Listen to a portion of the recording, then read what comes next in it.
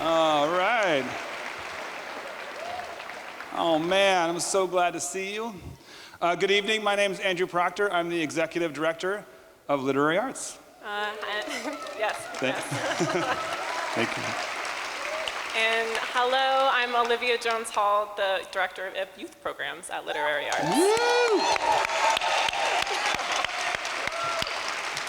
I am delighted to welcome you to the 12th annual Verselandia here at the Arlene Schnitzer Concert Hall. Welcome. We are thrilled to have you. For those of you unfamiliar with Literary Arts, we're a nonprofit literary center with a mission to engage readers, support writers, and inspire the next generation with great literature. Our programs include Portland Arts and Lectures with some of the most famous writers alive come and speak in this concert hall. The Oregon Book Awards and Fellowships program, which celebrates and financially supports all of our great writers. The Portland Book Festival, which will be back on the park blocks on November 4th this year. So we hope to see you there. And I just want to remind all of everybody here that everyone 17 and under goes for free to the book festival. So you are all cordially welcomed, and we really want to see you there. We hope you'll join us. Our youth programs serve around 4,000 young people every year. This year we had a really exciting year in WITS. We were in 13 schools across 4 districts, and we served over 1,400 students in their classrooms, which is pretty exciting. Thank you. We also have dozens of student readings, and thousands of students join us in this very hall, and of course at the Portland Book Festival every year. We also produce Verselandia, of course, and a reminder that we are recording this event tonight for our podcast, The Archive Project. We run a Verselandia episode every year prior to the event. Our show reaches 15,000 people every week and 500,000 every year. So you can listen on Sundays at 7 on OPB or anywhere you get your podcasts. As well as that, yes, that's great. We love the radio. Yeah, radio. We also invite you to get even more involved with literary arts. You can check out our website for dozens of events that we hold, both free and ticketed, for all ages. So please do that if you are not super familiar with us. Verselandia is a collaboration between Literary Arts and Portland, or public high school librarians, not just in Portland now, as well as many teachers and parent volunteers. So we are here tonight because of the initiative and incredible efforts of the organizers of these school slams. So there is a list in your program that names people, and please remember that each person listed had a lot of other helpers. Yeah.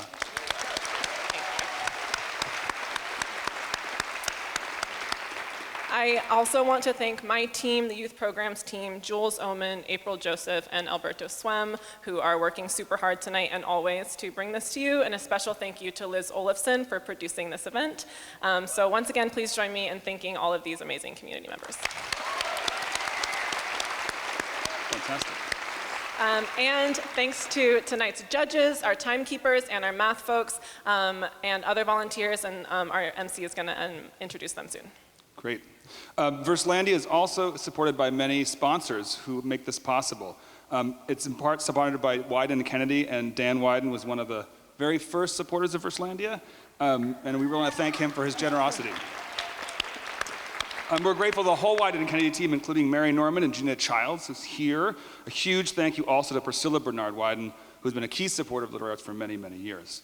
I also want to thank our media supporters, OPB and the Oregonian, the Willamette Week, and AHA, a Finn Partners company, with special thanks to Betsy Henning. Thank you also to the staff and crew at P5 here for hosting Verselandia with us and making it possible. We are in their house, and we are delighted, and they've been an amazing crew, so we're really grateful to all of them, including their CEO, Robin Williams. And I want to thank all of you for coming tonight. Showing up is very powerful. The stories of these young people need to be heard, and they need to have someone to listen to them. Active listening tells these people their voice matters. Our ability, that is literary arts, to create a moment like this in this incredible hall, and I invite you just to look around for a second at this incredible space, is filled with young people and community members who are amazing people, and we depend on you. So each year we reach, as Olivia said, about 4,000 youth every single year, so please consider supporting literary arts with a gift to support the youth of your city. You can do that on our website, and there's a QR code on the back of your program. Okay, so tonight we're going to hear from 21 students, so that includes our calibration poet, from 11 schools. And the prizes tonight for 4th and 5th place are $250. For 3rd place is $500. For 2nd place is $750. And for 1st place is $1,000.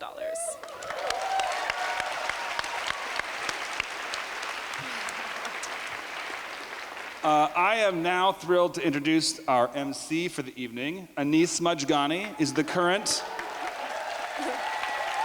Apparently, he needs no introduction. You can go. I'm still going to do it. Anis is the current poet laureate of Oregon and a board member of Literary Arts. He's originally from New Orleans, but has called Portland his home for more than 10 years. He's a 2-time champion of the National Poetry Slam and a winner of the International World Cup Poetry Slam. He's been awarded prizes and residencies literally all over the country. He has been on HBO and NPR and the pages of the New York Times, among many other publications. He has performed at hundreds of universities and festivals around the US and around the world, including the Sydney Writers Festival, Jamaica's Calabash Festival, and Korea's Young Writers Festival. He has reached audiences as varied as people at the United Nations and the House of Blues. He is the author of 6 books of poetry and the libretto for the opera Sanctuaries. Please give a warm Verselandia welcome to your MC, Anis Majgani.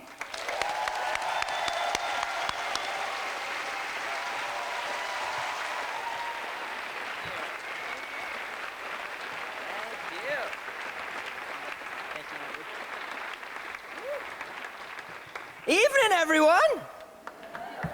How are you? Man, this is a really special night, and I'm so happy for you that you get to sit here with each other inside this special night. I mean, you could be sitting somewhere else, and maybe it'd be special. But I feel fairly certain it wouldn't be like it is within these hallowed walls of the Schnitz. And when I say that it's a special night, I say that without any hyperbole. You know, like it really, really is. You're gonna hear tonight, who knows? Like it runs the gambit every single year.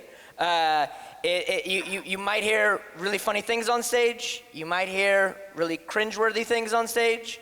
You might hear really heartbreaking things on stage. And so that's all just to say that like some stuff that you hear tonight might make you feel uncomfortable. And that's okay. So much of life, so much of being a human is learning how to be uncomfortable. And so if you find yourself feeling too uncomfortable, just simply get up and take a breath outside and then return. You know, that's completely fine. But I assure you that wherever this night goes, whatever ups and downs we might traverse, we will traverse them together. And at the end of the night, you will be deposited back safely inside yourself to be able to go back home. That's my guarantee to you. Before we get started, just real quick, who in here has witnessed a poetry slam before? All right, awesome. Who inside this room has never been to a poetry slam before? All right, that's completely fine. This isn't a shaming question. There is no shame from this stage tossed out, you know?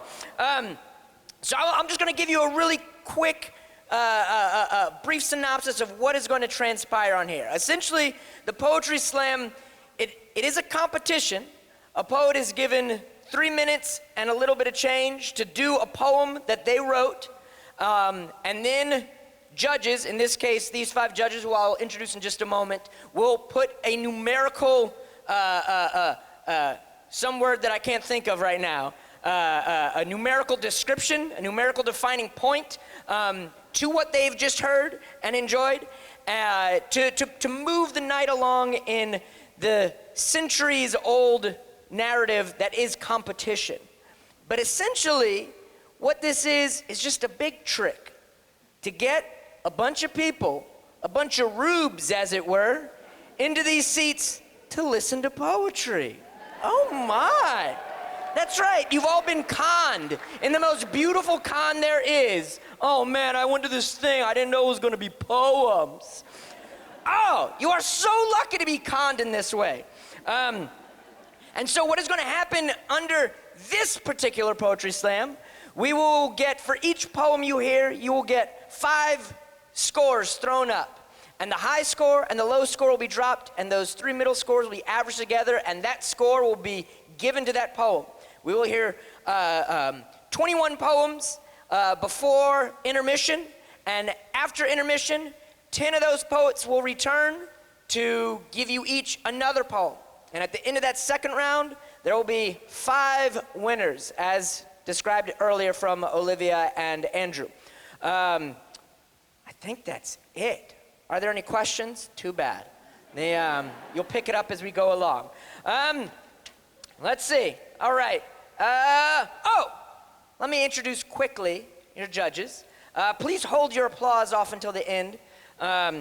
Starting from left, moving to the right, we have Tavo Cruz, who is a business lawyer and partner at Hathaway Larson LLP, and is also very active in the local nonprofit community. He currently serves as the board chair for Prosper Portland and is a lifelong Portlander. Next to Tavo, we have Esperanza Spalding, musician who aims to ignite and portray various hues of vital human energies through composition, singing, bass playing, and live performance.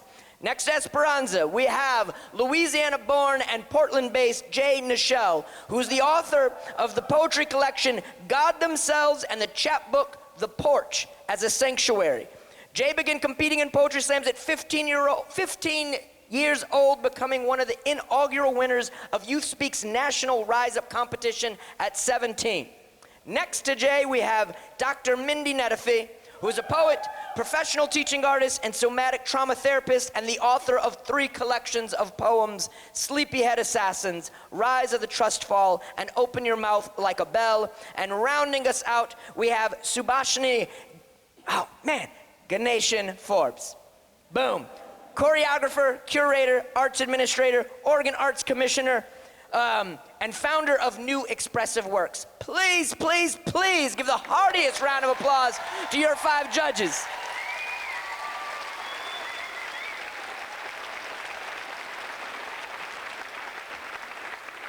The beautiful thing about the Poetry Slam is that it means that even though there's this thing called a score given to a poem, it means that we get to honor that a poem is a thing for everybody. That all these young writers had something in their hearts, and they are allowed to come up and share that with all of you. And no one says that they can't. Just like no one says that these 5 folks can't hear these poems and be affected in a certain way, you know? And just that, the same thing, that means that all of you are allowed to be affected in a certain way.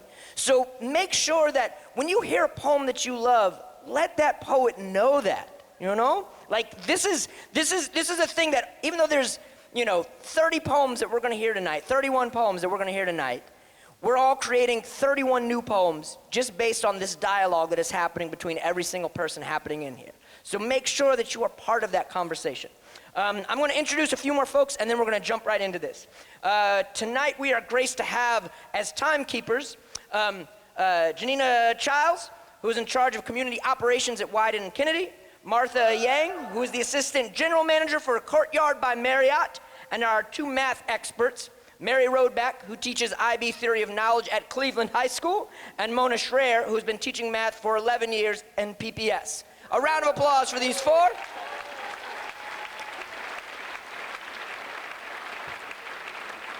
And also throughout the evening, you will get to hear the wonderful DJ stylings of Emily Prado, also known as DJ Mami Miami.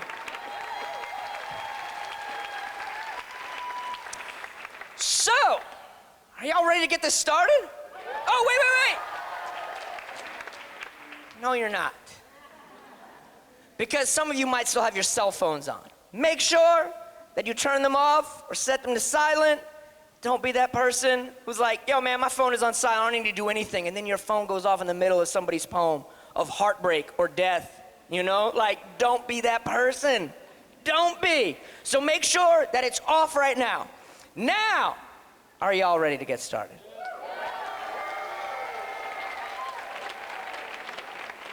No, you're not.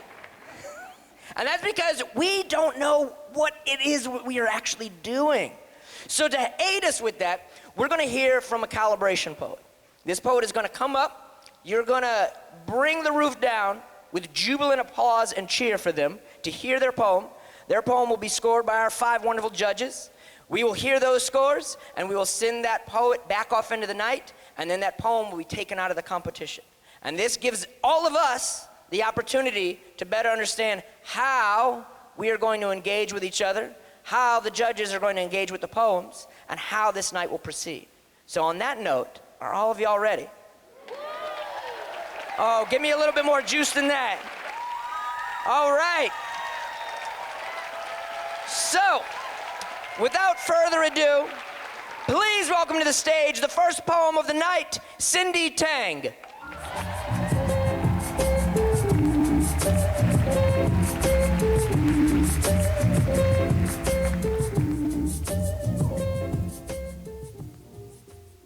Hello. This is called An Ode to Words. Sometimes words are too much. When a conversation between friends turns into a venomous bar of slights. When a room of hushed whispers transforms into roaring insults. When the silence is ripped apart by a single brazen remark. Sometimes words are too little. How can they possibly fully describe the beauty of the first snowfall after a long, gloomy day? The greenery that emerges after a week of pouring rain, a lover's face in the sunlight, all the colors of the world, subtle, charming, always changing. No words could describe that beauty. Words are both a blessing and a bane to my existence. They are picky and fleeting. Words don't like to mold themselves to the ideas in my mind. They are not soft or smooth to the touch, but rather are rough and rugged. Words have been manipulated, broken, rearranged time and time again. They sit next to each other like jagged geodes with gaps between each utterance. Meanings left unexpressed, lingering in the air. Words are magic. Like ancient crypts, they strive to preserve ideas that cannot be caught. Because meaning is always changing, always moving, always evolving, never in the same place. Like a grinning fox in the face of its hunter. Words are not perfect. They weigh on our backs and melt on the tip of our tongues when we need them the most. They are sharp at the touch. Their meanings can be too tangled to follow. But words are beautiful, even if my lips tremble when I try to find the right ones. After all, it was in the lyrics of a song that I found my first friend. It was in a book that I met my first love. Found answers to questions at the forefront of my mind, and explored vast worlds unlike any other. Thank you. Cindy Tang, everyone! Judges, this will be the most amount of time that I give you for the evening, so please let's get to those numbers and let's hold them up high in 3, 2, 1. From left to right, we have an 8.7, an 8.7, an 8.5, an 8.0, a 7.8 for the poem from Cindy Tang. Applaud the poet!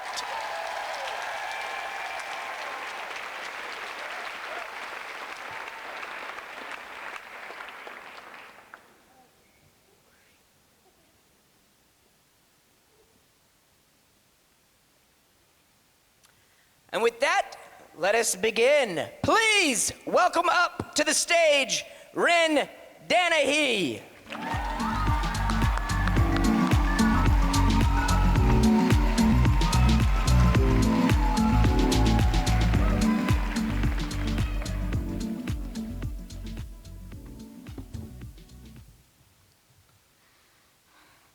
Dear Mr. Michael Knowles, I know you don't see me as human, close but not quite, more werewolf or vampire than living being. And although I don't feed off arteries of helpless damsels or bare my canines during full moons, I scare you. Dear Mr. Knowles, I pray to the same God as you. For 5 years, I dedicated Sunday morning dancing the imperfect waltz of the congregation, stand, kneel, sit, stand, kneel. And whenever I didn't feel like a girl, I would clasp my hands, praying God would baptize me under his word, dip my heart into holy water, and cleanse my sin. Dear Mr. Knowles, I know fear. It is not meteor persona being obliterated when you turn my trans siblings into isms, or your network of fascist associates crumbling like Eucharist on tongue, because you can't just deny the active genocide of 1.6 million. It is not werewolves and vampires. Fear is the terror of shedding ovaries, blood dripping down, staining my legs, becoming daughter of Eve, this one being in which I once called mine, tarnished with shed snake skin and forbidden fruit. Fear is knowledge, knowledge and love and prospect. Knowledge, my identity as reason for execution, my cross to bear at 15. Fear are my rights being stripped before my very eyes when you call me thing in which to be eradicated. What choice am I given but preparation for the worst? So let this serve as my will, my eulogy, my obituary, in case I meet the man you made of gun and fire and brimstone who puts a bullet between my eyes. Mr. Knowles, surely you know the words spewed from within your lips teach children who is enemy and fear and hate, not werewolves and vampires, but kids different from them. You give them rights to dunk me under holy water, cleanse me of my sin, but I am not scared of my peers the way they are scared of me. Dear Mr. Knowles, I am scared to use the men's bathroom at school or to walk down my street alone past 6. I am scared of the van with the cis man driving. He kind of looks like you, has the same repulsion in his eyes as he slows next to me. I am scared of slurs entangled within his lips. So keep walking, don't look, don't speak, don't acknowledge. I don't want to join my brothers and sisters, their dead names etched on gravestones 6 feet under soil. So I am scared to return home knowing you greet me at the door in forms of guns and knives and bottles of painkillers. Your hands are clean. So rest easy, Mr. Knowles, knowing the knife that slit my throat will never be seen disclosed in your grasp, that your CPAC conference remains more memento than my corpse, so keep inspiring children to kill. Or get drunk off my blood, which turns to wine, get fat off my body, for it turns to bread. I am werewolf and vampire, an abomination before I am human. So tell me, Mr. Knowles, do I scare you?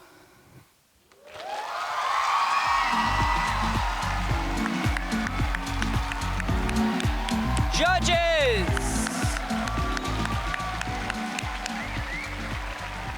Let's see those scores for the first poem. Hold them up high in 3, 2, 1. Scores we have from left to right. A 9.2, a 9.3, a 9.2, a 9, and an 8.6. Applaud the poem. And keep that applause going and welcome up the second poet in the first round, Liam Fisher.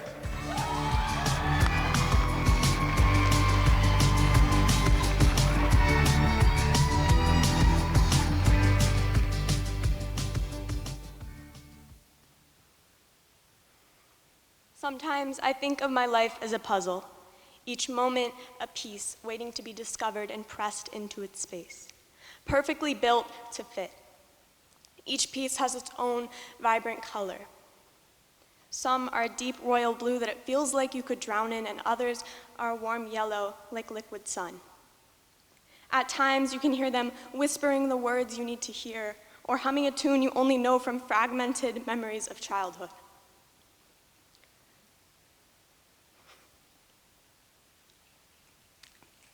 What I've started to realize is that these pieces of the story that have made me, a constellation of my life, not all in a straight linear line, but scattered all over like starshine. I've heard the sound of wind between the long, thin leaves of the willow tree. I've seen beauty, but even in moments like this, pure, beautiful, and raw, I've still hurt. I've hit rock bottom once, and then again, each time thinking it's called that for a reason, but even rock corrodes in unfavorable conditions. Given what was only known to me as false hope and some Lexapro, I was told to flourish. Flourish I did not. I wilted as if I was a flower, plucked from a bush by the hands of a child full of dreams, only to be forgotten and cast aside moments later. I've made mistakes, moved into a room with no furniture and a bed bolted down to the floor. You'll be safe here. I've seen fireworks on New Year's from the bulletproof window, gone to my groups, done the work, and tried to get better. I've tried. But my body was tired, and so was my brain. Rock bottom. But you brought me back. You wrote me letters every damn time, and you drew little creatures on them as if to fool me into thinking dinosaurs came back while I was gone. When it snowed, you told me about how pretty it was, and I told you I got approved to throw a snowball at one of the staff. I taped every letter to my window to remind me you would be there when I could go home. And I went home, and I saw you. And life was still awful. It is every day, but at least when rock bottom corrodes again, I'll have my best friend to help me remember that I can't go crazy. My life is a puzzle that may never be solved, but a story that will keep on going. The pieces will always be there, and so will I. Give it up for Liam Fisher. And judges, hold those scores up high in 3, 2, 1. What do we have? We have an 8.3, an 8.5, an 8.4, an 8.1, and a 7.7. Audience, applaud the poet. And keep that energy going, and welcome up to the stage, Emerson Miller.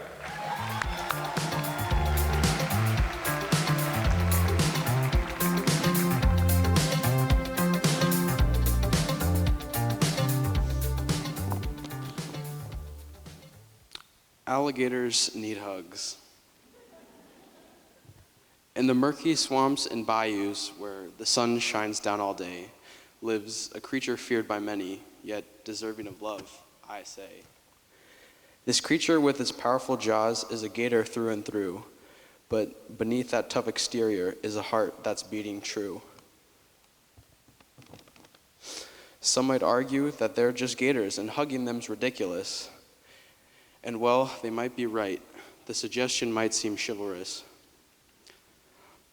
Although, what if we could learn from these creatures, and even the fiercest of us have kind features? And people, just like alligators, will be judged on how they appear, yet viewing the world through a lens of love will always conquer fear.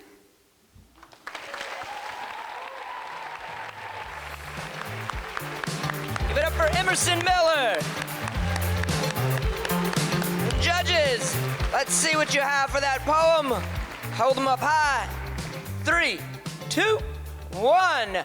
We have a 7.9, a 7.3, an 8.1, an 8.0, and a 7.7.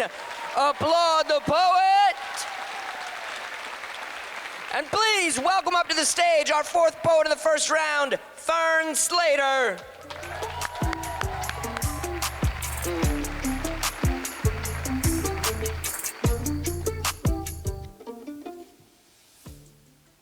I don't go in the pit at shows. I just stand at the edge of the crowd like a snapped-off circuit wire, while kids tinier than me throw themselves into love through heat transfer and bruises, and I keep believing that I wasn't built for any of this. Each day I'm waiting for the world to smear me across its windshield. But fuck waiting to inherit the earth, I want it now. A song sounds different when the crowd is shouting along. It sounds different when it tastes like a girl. It sounds different when you can feel it, thrumming through your veins like an engine running. I wish I was honest enough to throw myself into something full body and let my heart get torn out by the crowd and eaten. The variety of substances the body emits is disgusting. I almost threw up brushing my tongue yesterday. I stood there retching, but it was worth it, I think, because being clean is important. I used to wash my hands until they bled, and there was a strange satisfaction and purity in seeing my red, raw skin and knowing my actions had consequences. I wish I could figure out the right way to be a girl or finally commit to doing it wrong. For now, I walk down the sidewalk and stare into the eyes of window pets, and still all around me are the early spring flowers with buds clasped like hands praying to who knows what as I pass them by. Thank you.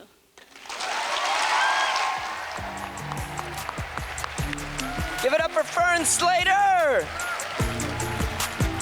And judges, let's have those scores. Hold them high. 3, 2, 1. We have a 9.0, an 8.3, an 8.5, a 9.0, and an 8.6 for Fern Slater. Applaud the poet. And keep that noise going. Welcome up to the stage, Emma Hayes.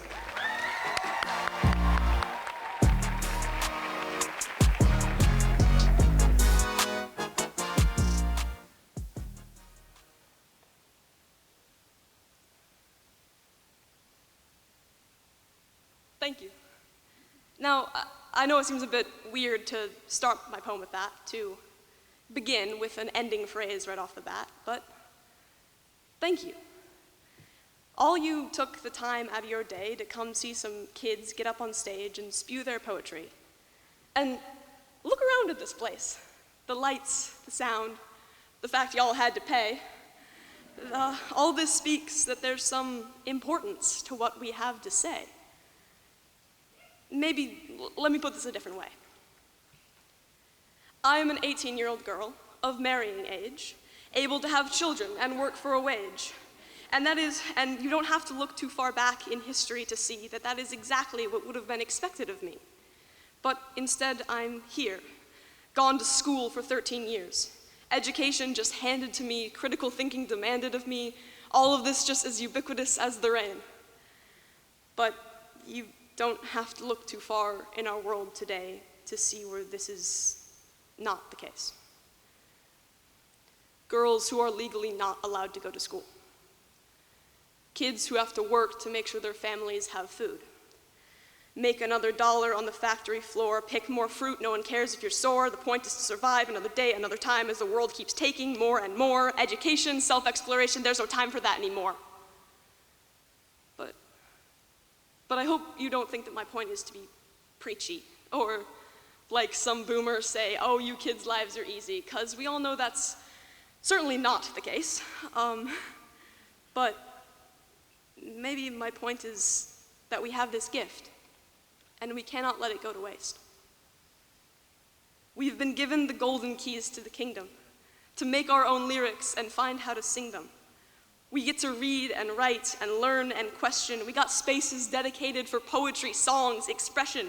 We got the confidence and competence to get up on this stage, take this confluence of consonants and put them on a page, let our hearts spill out into the air, our joy, sadness, rage, feel what we feel and let it be real and say what we want to say and be heard.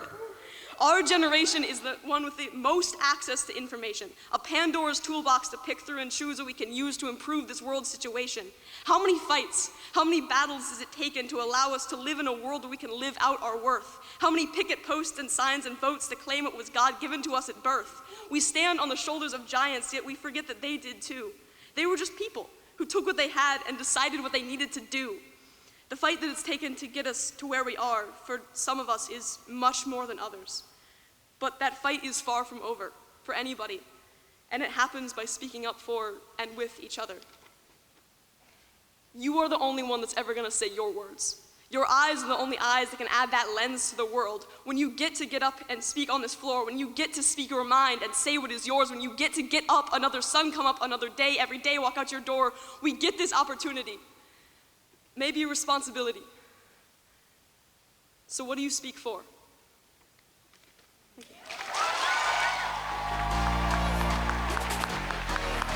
Give it up for Emma Hayes. Judges, let's see what you have for that poem. Hold your scores up high. 3, 2, 1.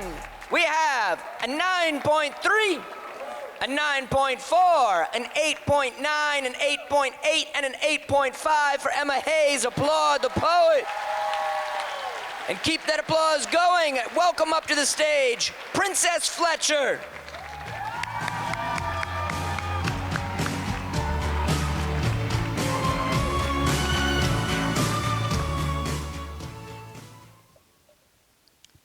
My definition of black.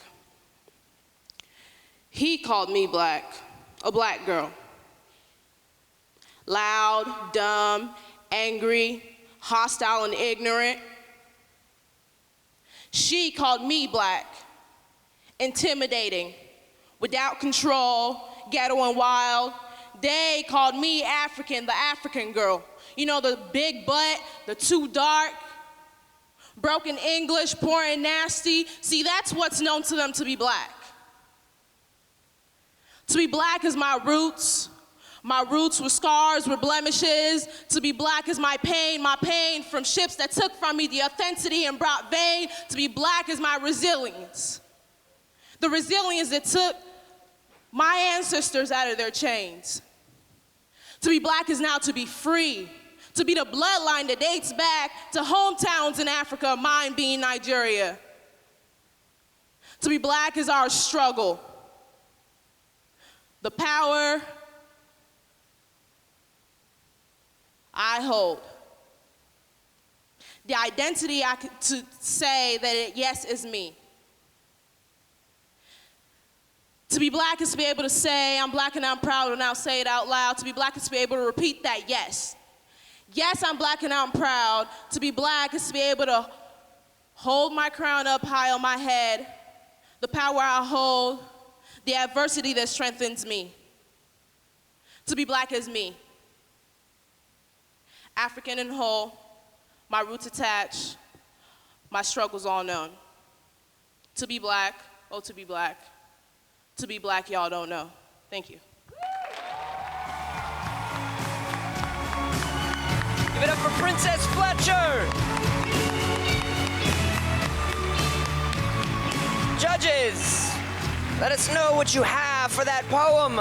Hold them up in 3, 2, 1. We have a 9.1, a 9.3, a 9.2, an 8.9, and a 9.3 for Princess Fletcher. Applaud the poet.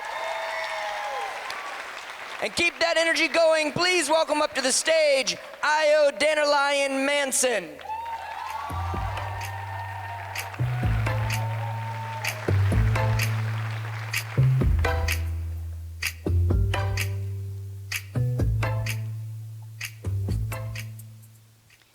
Oh my, I must tell you of this girl I've met. For her eyes are simply entrancing. Her lips extend as if to ask for more. Her frame gently rests upon mine, making my limbs feel heavy but content. Oh my, I must tell you how I've danced with her for so very many nights. I've wandered with her for so very many years. I've lost track of our path. This girl and I and this girl, we have become one. She's taught me to beg. She's taught me to search. She's taught me to escape. Into her arms I run as soon as the day is done. She welcomes me in, teasing me with her affection and promising my safety for skin. She has engulfed my being with her warmth. She's brought out my laughter and laid rest to my tears. Oh my, I must tell you of this girl, for we kissed again last night, and I watched the world spin away again last night. Oh my, I must tell you of this girl, for I've nearly disappeared into her. She has consumed me. She's taken me. Though yet have I to complain for her, my love, I'm willing to cry. I'm willing to lie, and you ask for who? A gentle girl with one black lung. She's dark and twisted, luring the young. She's the carrot on the string. She's my own tail I look to chase. She's the sound of my wail and the scream that turns me pale. Has she broken me? Or was it her building? I can't depict which is a token of her love and which is a spear, but I can tell you that she removes my fear. She's given me the blinders of a horse, the yearn of the lonely who melt into streets, and I can only see her blurry silhouette through my tired eyes as she holds her sharp hands into my chest. She grips my breast, pushing her breath into my broken ribs. Sharp and warm, it burns, but I do not push away. Her handprints remain on my ghostly skin even after she releases her grasp. I stare at the pink marks in the mirror and wish for her to hold me once more. Hold me, squeeze me, strip me to my bones, for I shall give it all to once not be alone. Oh my, I must tell you of this girl, for she is Mary, and Mary is me.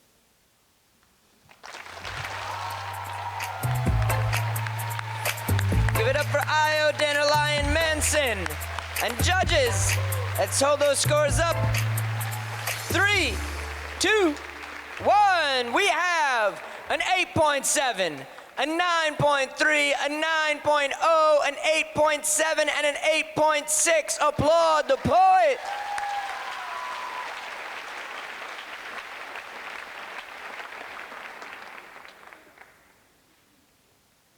And please make some noise to welcome up the 8th poet in the first round, Ava Anderson.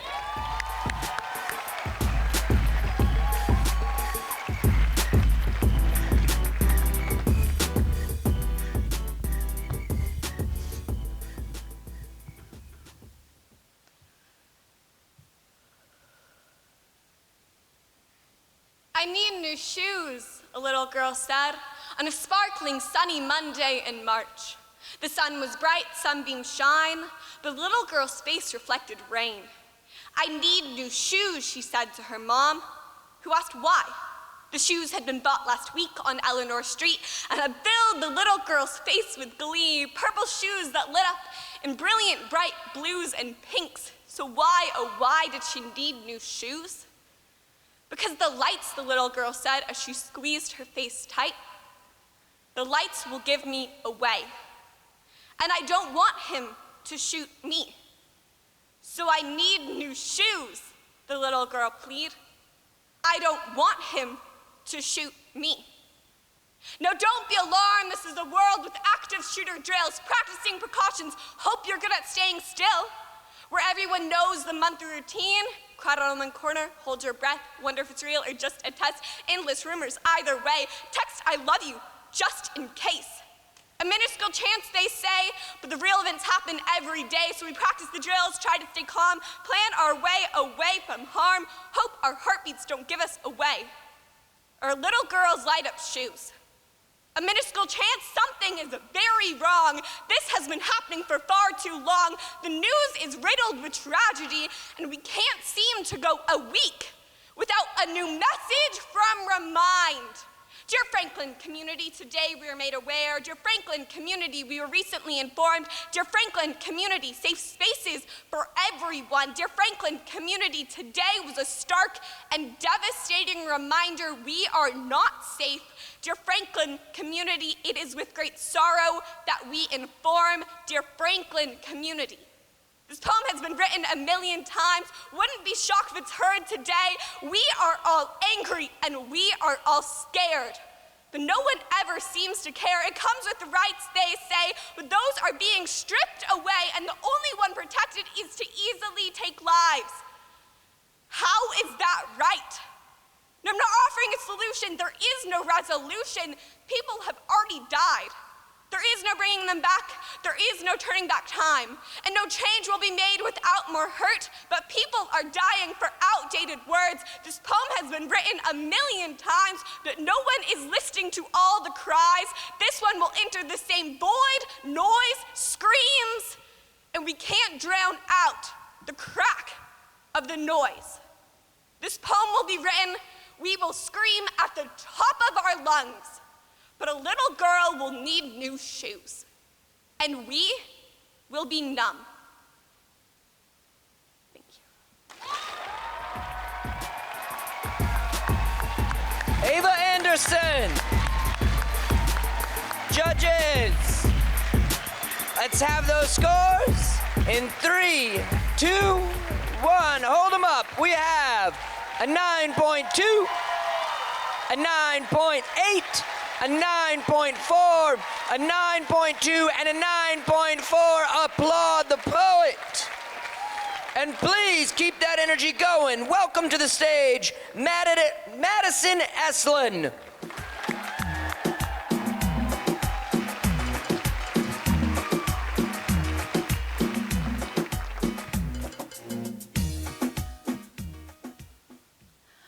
I often wonder who wept for Mother Mary, if anyone reached out to rest a hand over hers as she sobbed in a church pew. She was lucky. The Virgin Mother who brought life to the Savior. Do not be afraid, said the angel. He will absolve you of sin. Blessed is the fruit of your womb, fell off their lips. She did not create him, but simply brought him life. Saint Mary, clothed in white, held on your marble pedestal, but you're still forgettable. Hail Mary, full of grace, this service you did not ask for. The Blessed Virgin, lilies and roses adorn your altar, your church lost to the greed of man. Holy Mother, your Son, born to die, dragged to crucifixion.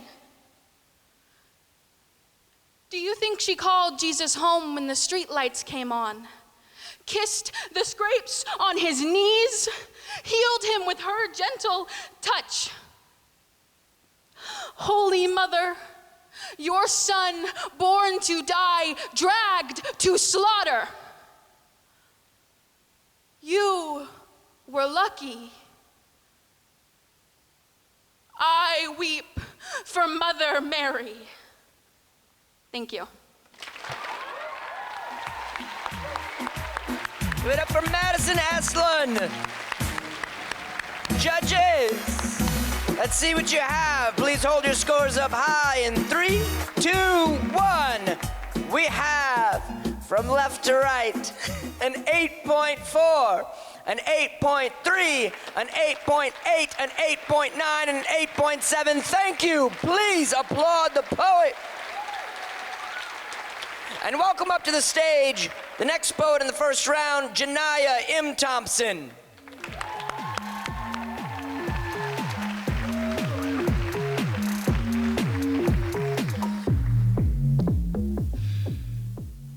I want to tell you the story of a girl. She's a pile of mush, a solid shell, a girl from heaven torn down by hell. She lives in rubble, the sewers of life, but represents all the love I've lost to time. She clings to the ground and begs for its warmth. She spits on my progress while she pleads for love.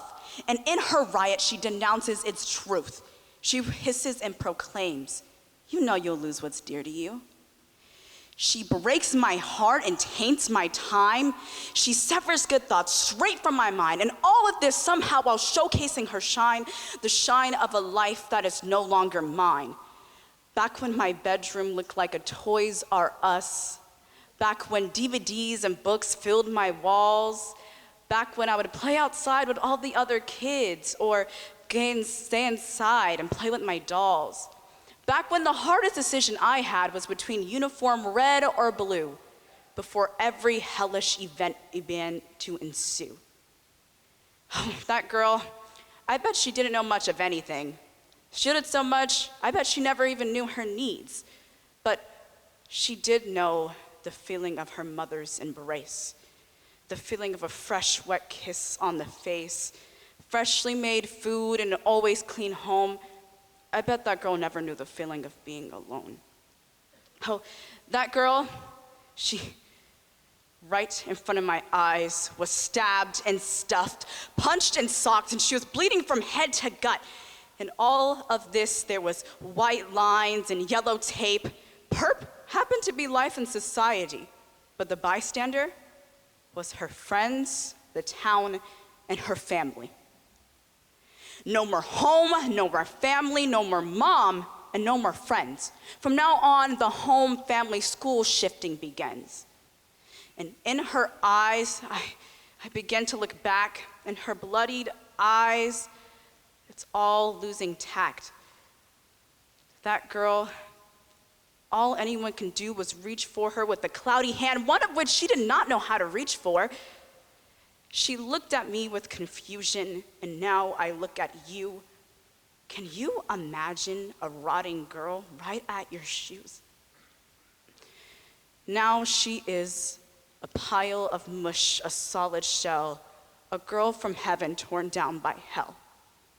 She taints me, but was tainted herself. She twins me, lives in me, and is me. Thank you. Janaya M. Thompson. Judges, let's see what you got for that poem. Hold them high. You have 3, 2, 1. We have an 8.9, a 7.8, an 8.4, a 9.0, and an 8.9. Applaud the poet. And please welcome to the stage, Renee Sadakova.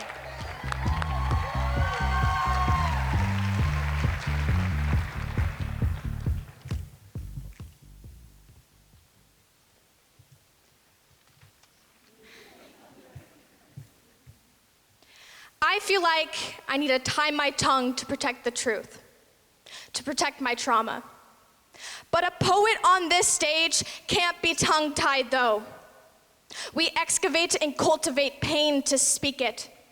The audience and judges have to hear her scars. Who forced you to move like a contortionist? Who told you the monster under your bed would kill you? I'm reminded that I've been raped and rummaged by reading my old poems. That I was a toy for show and tell, that I was cast under his spell, that his words would forever sink like a fresh tattoo. Am I really writing for myself? I'm afraid my trauma isn't good enough for any judge.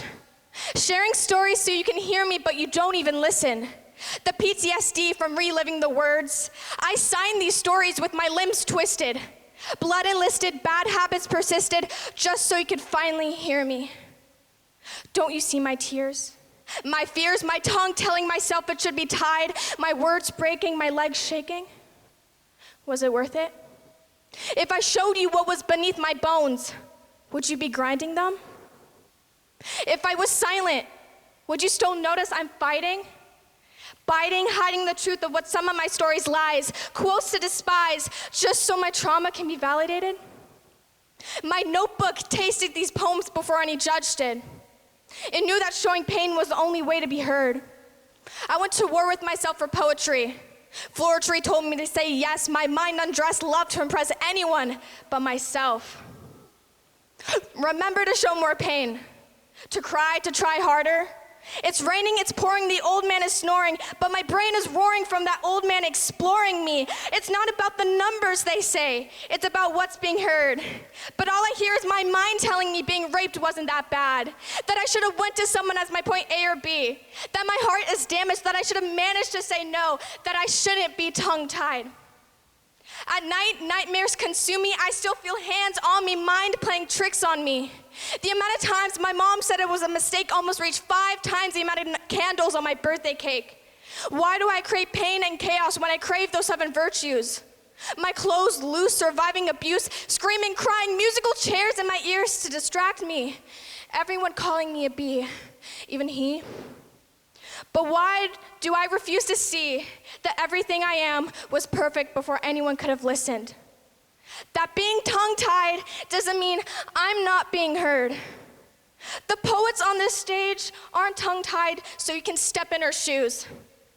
Elevating issues like racism, homophobia, trauma, and gun violence, so you know you aren't the only one feeling confused. Maybe this poem doesn't deserve a perfect score, but my story is true. Thank you. Give it up for Renee.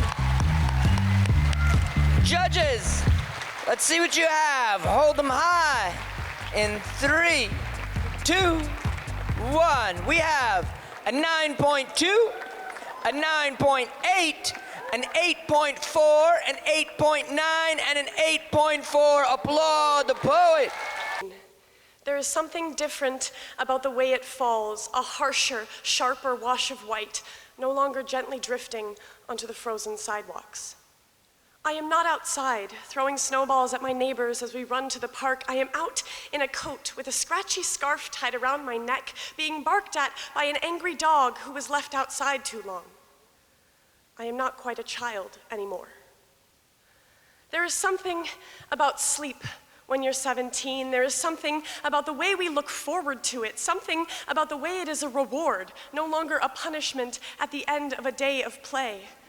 My head falls heavy onto the pillow, cold like a cloud of regret, my mind thick like the scarf I wound so tightly I held on to the feelings of youth. I am not quite a child anymore. There is something about school when you're 17. There is something about the fact that we're almost done, almost on to the next chapter, to whatever comes after, and yet we don't make ornaments in art class anymore. We don't play recorders in music class, the off-tune squeaks of our instruments forcing their way into a quiet room. We don't imagine anymore. There is no what if or what do you think. There is only what is and what has been. We don't look forward to it anymore. I drag myself from bed instead, the cold biting and the drive bewildering. I don't have to ask permission for much. I am in charge of myself. I am not quite a child anymore. There is something about freedom when you're 17. There is something about the way that we have so much. You can drive and sign and work and pine and pay, but you have lost so much. You don't get to say what you need to. You don't get to whine for a thrill. You don't get to play or lie for fun anymore because you're a grown-up now. I don't feel like a grown-up. I am not ready to grow up. There is something about the snow when you're 17. There is something different about the way that it falls and the reasons you are called. You are taller now and stronger, and you hunger for the light of childhood when the world was simpler and the days were full of joy instead of panic of what was to come. You are wiser now, too. Wise enough to know that the good old days have gone. Wise enough to know that there is something different about being 17. You are not quite a child anymore, but you are not quite grown either. Thank you.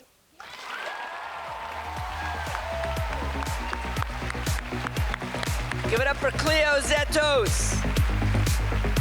Judges, let's see what you have. Hold them high. 3, 2, 1. We have a 9.0, a 9.8, an 8.9, a 9.0, and an 8.6. Applaud the poet. Audience, we are more than halfway through the first round. Please put your hands together and welcome to the stage Anna Gunderson.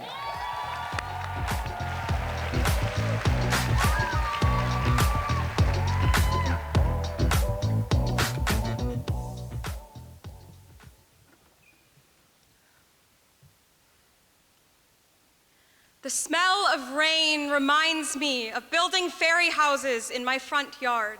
Twigs and leaves and moss haphazardly patched together on my own in the world, tiptoeing across the garden one night to take a peek. Peppermint tea, a boiling kettle, stepping on the handles of the Tupperware drawers to reach the stove, a book balanced in one hand, a mug in the other, pages wet and fingers burnt, learning to exist in this world that wasn't made for me. Cracker boxes and acrylic paint. Notes slipped into the mailboxes of neighbors wishing for little girl sleepovers with matching pink pajamas, staring at wedding cases and display cases, longing for a life that was different, or rather something foreign, something beautiful to inhabit mine. To be a pink-loving princess who stole her mom's makeup, mascara, and plastic hair bows instead of the ones I made from duct tape. Now I walk through the world with a delicate footprint. I write poetry in lowercase letters in the margins of my notebooks and wear pants that are 3 sizes too big. I've mastered the art of smothering my strength in mascara and annotated paperbacks so that no one will notice the pieces of me that stick out like a sore thumb.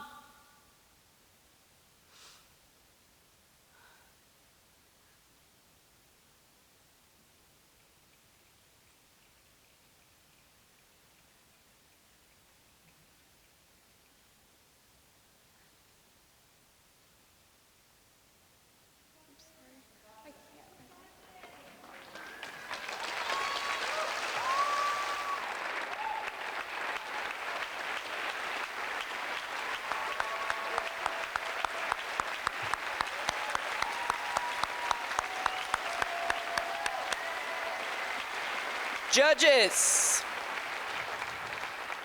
your scores.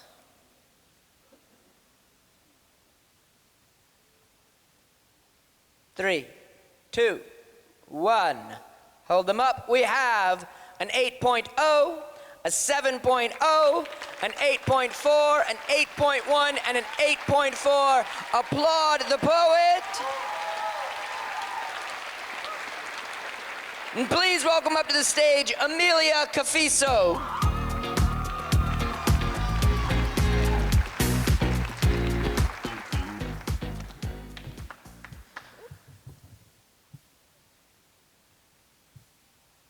Self-love was never needed. I was never told I was worthy of anything, so I made my worth. Sculpted from fake it till you make it confidence, and it's here from not being perfect enough, I wrote poems in one hand and designed what I could be one day in the other. Pencil scratching, I theorized the concepts of inevitability and growing up. At what point am I a woman? Is it here, in this classroom, when a boy sitting across from me stares at my chest? Was it there, at that crosswalk, where teenage boys yelled at me from a car, and my first assumption was that I had dropped something, so I turned around and checked the sidewalk? Is it when I'm repeatedly talked over while eyes graze up and down my body? Was it there, on that hillside, where innocence, trust, and boundaries were broken in a trifecta against the definition of consent? I am worthy, just not of whatever this womanhood is. If this is being a woman toughing it out until the day I die, then I don't know if I'd like to be one. Then let this be an ode to her, the perfect woman. Let her hair cascade down her back just as beautifully as mine once did. Let her be assertive, but gentle, a slut, but a virgin, heaven to spite hell. Let her speak volumes, but not say a word. Let her marry a man under a steeple, give him a girl, but pray for a boy, and volunteer at the school every Wednesday. Let her age at the end of the cul-de-sac and pass away in a house that was never hers. Let her be buried in the backyard underneath an oak tree. Let her china and sewing kits rot in the attic. Let time pass without acknowledgement. Let her moments on this earth be a pedestal for the men further down the family tree. No one saw her potential, only the potential for creating something greater. I sound jaded. I'm a 16-year-old with my whole life ahead of me. I can change and design my femininity without a man's hand guiding the pencil. Progress is possible. I can't afford to believe otherwise. The painful truth is, I will never be taken as seriously as a man.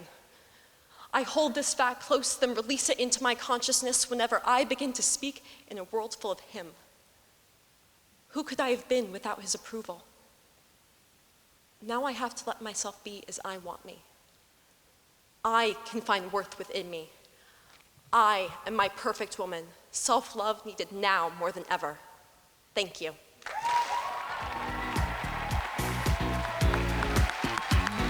Give it up for Amelia Cafiso. And judges, let's see what you have for that poem. Hold them up. 3, 2, 1. We have an 8.9, an 8.7, an 8.7, an 8.8, and an 8.4. Applaud the poet. Keep that energy going, and please welcome up to the stage, Emmanuel Rihana.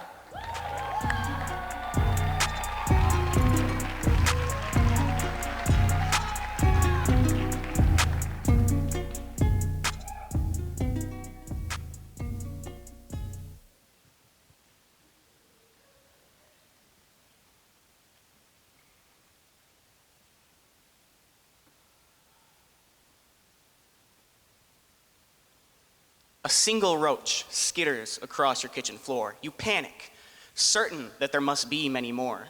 So you bring in mice to eat the roaches, but the mice reproduce, they eat your food, and all over the counters, they leave gross poop. Now you've got a mouse problem. So you get snakes to eat the mice. But when they ate all of them, the snakes weren't satisfied. They start preying on each other. They slay and eat their brothers. They take all each other's lives so that the strongest can survive. Now you've got a snake problem. And in the end, the largest, deadliest, most poisonous snake wins, and she don't want to leave, and you can't make her. She's so much bigger, so you just can't get rid of her. So the only way to keep her from killing you is to feed her. In return, she keeps you safe to make you think that you need her. But when you feed her, she grows. You can't keep her full. She knows the thing you've catered to all this time turns on you and eats you alive. All because you had a small problem and tried to solve it. And in doing so, you created a bigger problem and tried to solve it, and it just kept getting worse. And eventually you had the largest, deadliest, most poisonous curse that just wouldn't go away, and you were too afraid to face it. It got insanely invasive, but the danger kept you safe. Yeah, safe from many other issues, because it chased away the thoughts. But really, it's just an excuse to hide your burdens with a lock. But all along, that one cockroach was actually alone. All you had to do was stomp it out. An end of the poem. But you were afraid of what the problem could be. So in an attempt to stay in control, you created one you thought would be manageable. But you lost control. It took over your life.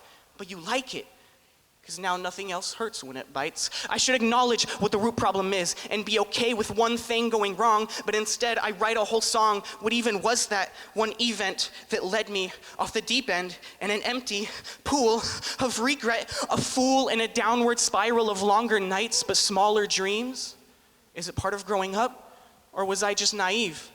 But I'm done letting this snake control me. I'm packing up and moving to a new house. This time I'll keep the roaches out, and if they still come back, I will handle it. I'll know how. Wait, that's what it's always been about. You suffer and learn. At a young age, when you mess up, you get the chance to change. You tear, you grow, you're stronger till you can't take it any longer. Then, when you mature and you find what you want to do, you go find the place where you want to spend your life. Then, to ensure you'll know what you have to do to be able to stay there for the rest of your life. So I'm done chasing people who can't save me. My dreams I'm chasing, and all else will find its placing. Yeah, I'm pacing on my path, waiting to be done paving. Yeah, I have faith the better days are on their way. See, I'm stupid for thinking that I would feel whole by 18, and maybe by changing I could heal just a little pain. We have to make these mistakes before we can turn amazing, and the more we're shamed, we can be more proud of ourselves when we do great things. Thanks. Peace.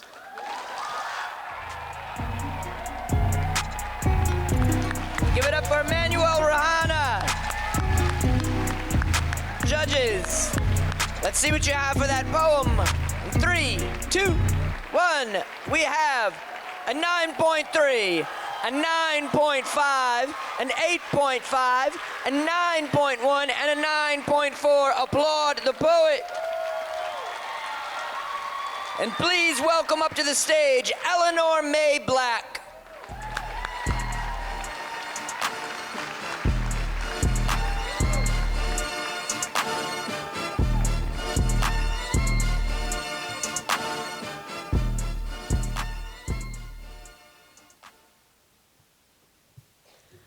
I once drove past a plastic buffalo, which stood at the top of a hill overlooking the highway. To my right, the plains looked out into the sunset, brown and gold and glowing. And to my left, the once mighty beast loomed over me, glaring down at me and my father and the ghost of his father's father bumping along the gravel-studded road. It felt as if it were contemplating whether I should live or die. But then we passed it, and I realized it was thin as a piece of cardboard. And the fear was gone, but the dread was still there. It remained like poison gas in my lungs, burning and heaving with every breath. I wondered who put him there. How long had he stood atop that hill which buried the skulls of his brothers?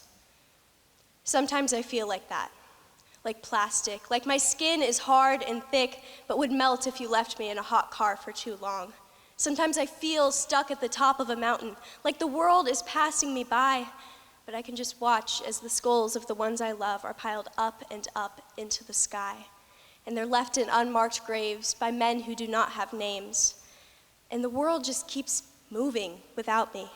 The sky keeps crying rain and burning snow, and oil is mined from the heart of the earth, black velvet blood.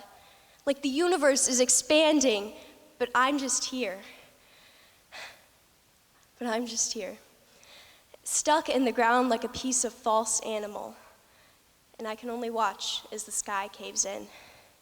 I once drove past a cross made of steel, 2 poles, hollow, hallowed like the ground they once represented. The first had been chopped in half, and the other stood tall against the moon. And I think that it's almost more vain than a wooden crucifix like the one hung on my grandmother's wall. Because when you nail someone to wood, all they do is bleed and die. But when you nail someone to a metal cross, what you do is you create a spark. What you do is create a spark. What you do is start a bushfire raging against the night. And though onlookers cry with false tears of grief, their tears dousing the scorched grass, you burn the witch anyway. Sometimes I feel like that, like a rusted cross on top of a hill, like I was born to do one thing but ended up doing another. Like I was born to marry an old man but would rather marry his daughter. Like daughter, mothers, sisters, and creature who lives in the little hole they call the kitchen. She only comes out for mealtimes, he'll say, to enjoy her life's work for a few solemn minutes. But all I crave is freedom. I don't want to be nailed to a metal cross, watch my wrist bones break as blood trails down my porcelain skin. Flesh and muscle inhaling rust and flame, but it all smells the same. Burning, metallic, a blemish on the skin of the prairie. Thank you. Give it up for Eleanor May Black. Judges, let's see what you got. 3, 2, 1, hold them high. We have an 8.6, an 8.3, an 8.3, an 8.9, and an 8.6. Applaud the poet. And keep it going for Kennedy Phillips.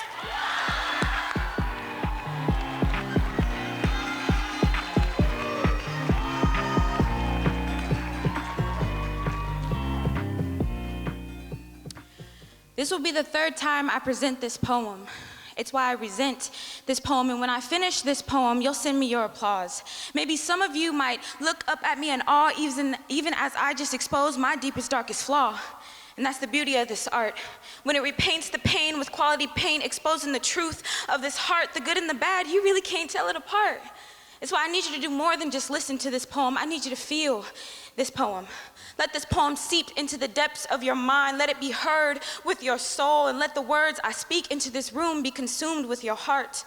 And with that, this is where I start, to explain the warfare within myself, because I'm at war with myself.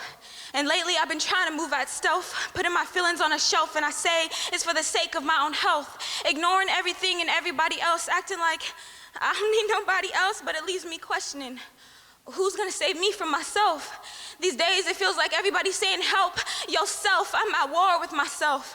Often at times my mind stands parallel, ready to say farewell, but it's like I'm under this spell, trapped by some sort of sail, like my mind has constructed its own sail. Can't y'all see I'm not doing too well? I'm at war with myself.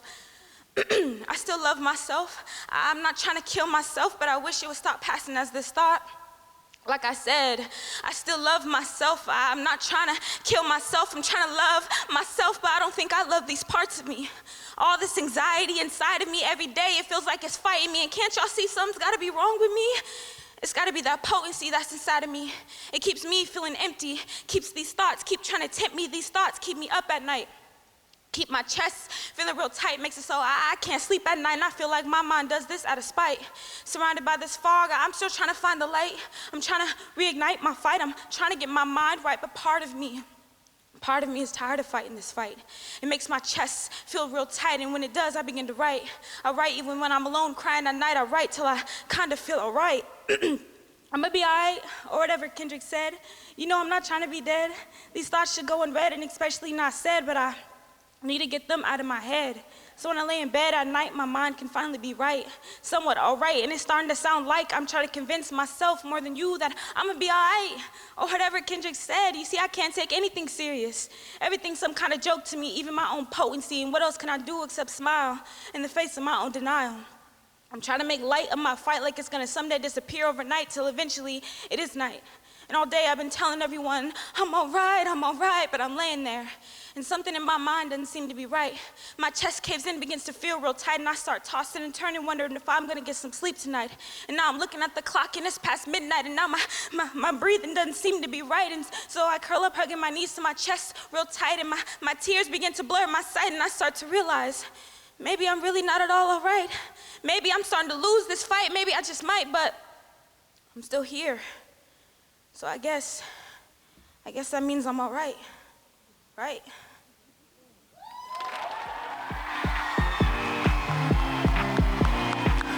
Give it up for Kennedy Phillips. And judges, let's see what you thought of the poem. Hold your scores up high in 3, 2, 1. We have a 9.1, a 9.9, a 9.6, a 9.2, and a 9.8 for Kennedy Phillips. Applaud the poet. And keep that energy up, and please welcome to the stage the next poet, Sunny Press.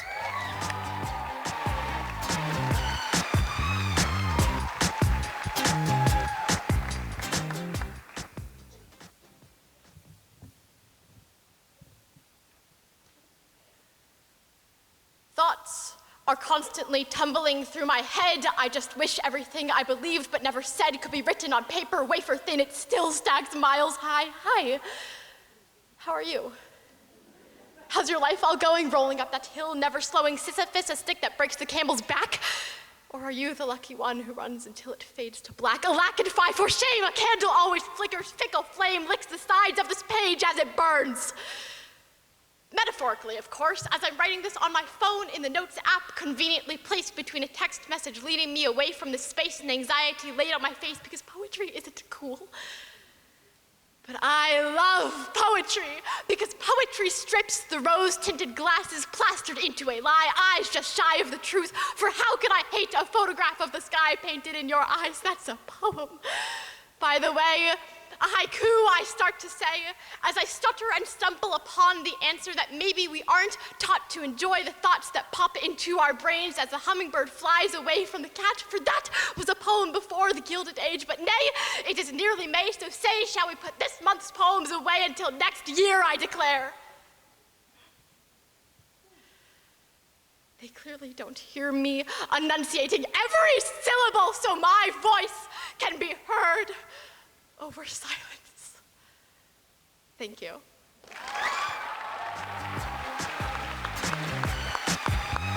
Give it up for Sunny Press. Judges, let's see what you thought. Hold those poems high in 3, 2, 1.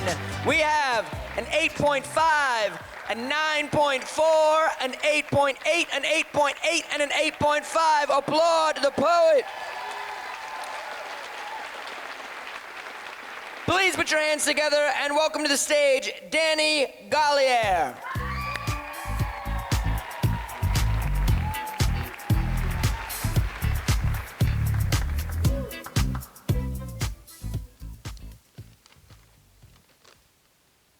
Dear Starvation, I've never left a drunk voicemail before, but I guess there's a first time for everything. I miss you. I miss our late nights together, shivering in bed under the duvet cover, you know the one, black like the night sky, dotted with glitter stars from those art projects I had time to do before I met you. And I don't blame you. You're what they call high maintenance, you know, the kind of person your best friend warns you not to get involved with, the kind of person that takes up every waking moment of every waking day until you're not really sure what the point of waking up is anymore. That winter we built walls together, your friends became my friends. Hunger and I hit it off real quick. We spent more and more time together, became inseparable in the way that being with hunger was the only thing that kept me sane. Our words became the same. I already told you we're not hungry.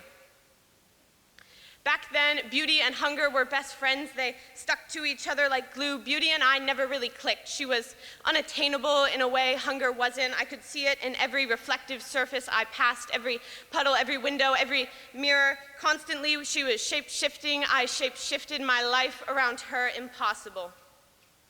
Days turned to weeks, weeks turned to months. I gave up on them. I returned to you, but by then it was too late. Our walls were closing in around us. I saw it coming. I should have run. I could have run, but I was too sick to get out of bed, too sick to get away from you. Your soulless eyes locked deep into mine. A whisper from pale lips told me I wanted to be like you. I wanted to be you, to be beautiful, translucent skin stretched tight over ribs, veins run like striations in the rock, canyons carved deep between brittle bones. To be beautiful, like the gray hair that falls out of your head, shimmers as it cascades down onto our pillow. To be beautiful like the tears that fall from your empty eyes after too many nights without sleep. To be beautiful because pain is beauty is pain is beauty is pain. Dear starvation, you take away glitter glue and after-school snacks, family dinners and movie nights with popcorn. You take away entire quarters of school, entire groups of friends, entire lives. Dear starvation, I miss you.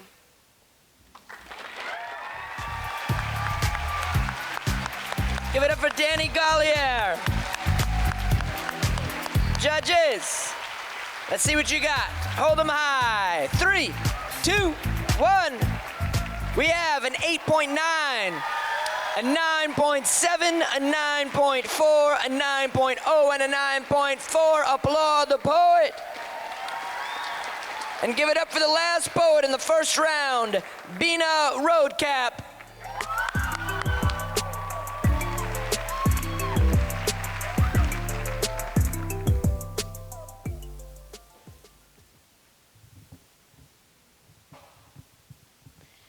The backwards butterfly does not know creation. She does not know liberation, the stages of change, of metamorphosis. She only knows of standing still or running in the wrong direction and being quiet when she should be screaming or pleading for help after she is bleeding, and the quiet that follows thunderstorms that scares her more than the rain. The backwards butterfly does not know that water will dilute this pixie dust that Peter sprinkled for her, that she is wasting this gift by standing outside in the rain. My name in Korean is butterfly, spelled twisted around, inside out, backwards, not quite facing south, and my world is always wet.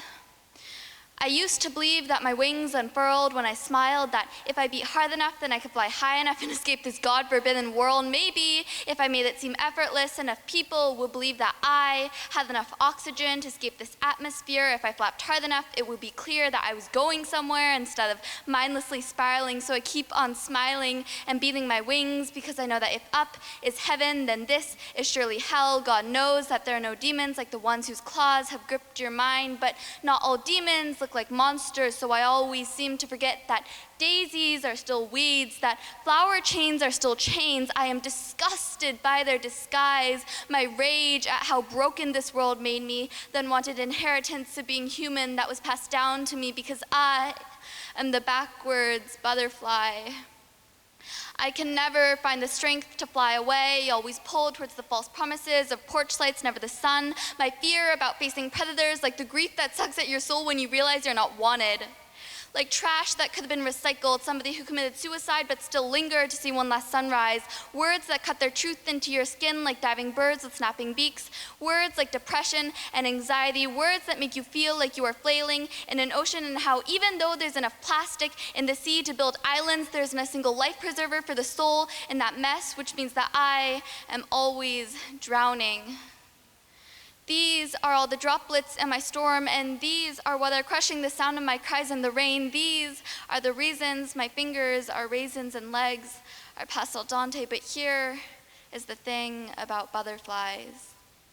Even with the daisy chains and the pain, the hopelessness and the rain, even when our world is so drenched that we fear we cannot lift our wings, even if we do not know that the grass is greener on the other side, we have to keep believing that somewhere the rain is stopping, that somewhere the clouds are parting, that somewhere maybe the sun is shining, so we keep on migrating to find that place. Thank you.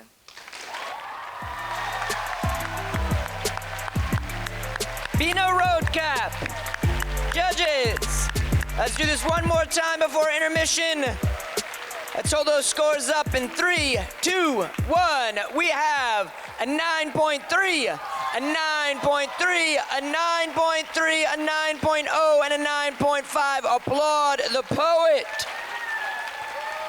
And please, a round of applause for all the poets that you heard in the first round.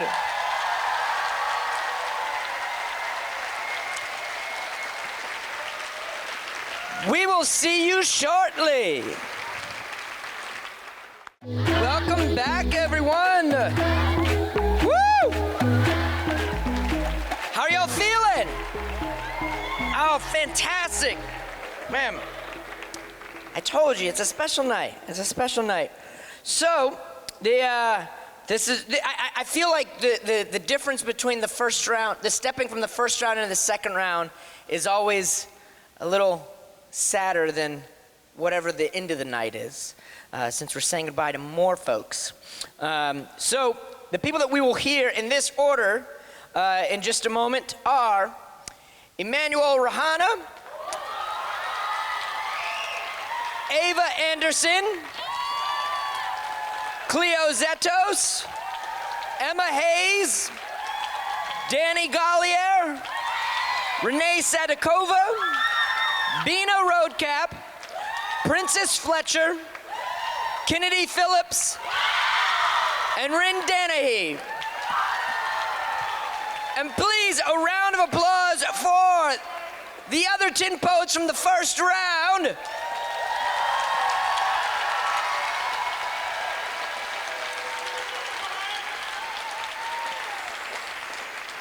And now let's get into this. Please welcome back up to the stage. Put your hands together and welcome Emmanuel Rahana.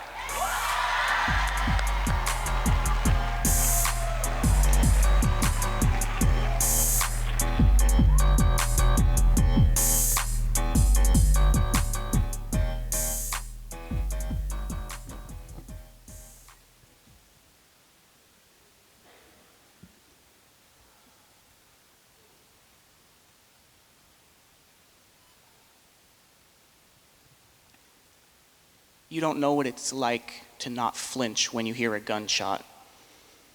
You don't know what it's like to have to stay inside at sundown. You don't know what it's like to move in and out of hotels multiple times and go to school without a home. Hell, you don't know what it's like for teachers to cast you out and think they know everything about you because they read a diagnosis.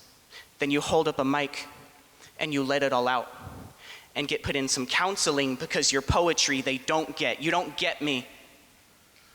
So don't give me ignorant advice. And stop pretending like you're trying to be nice, because you don't know what it was like for your PTS dad to have a breakdown screaming in the front office and cause a school lockdown. And you don't know what it's like for your friends to lie and act like they care. But as soon as you share, they treat you differently. So you give up on giving them your energy because they don't know what it's like. So just let me be. If I had a dime for every time I was broke, I'd never be broke again, but I'd still be prone So I climb for the life I desire in hopes that I could find hope again so I won't die alone. It feels like I squeezed a lime in my eye and choked, lump in my throat again, reaped pain, then I sowed it. Yes, I cry at night because my life moves too slow. Once more I get low again. I just wish I could know what it's like to have money, to have somebody. To not have something always weighing me down, especially in the best of times. To have a peaceful town with minimal crime. I want to know what it's like to be normal in the mind and actually mean it when I say I'm doing fine. But you know what it's like to always want more, because while I'm down here starving, y'all raise the prices at the store. And you know what it's like to cause someone hurt, except I only did it because it was done to me first. Yeah, you know what it's like to cause someone hurt. Now I'm the one doing it to myself worse.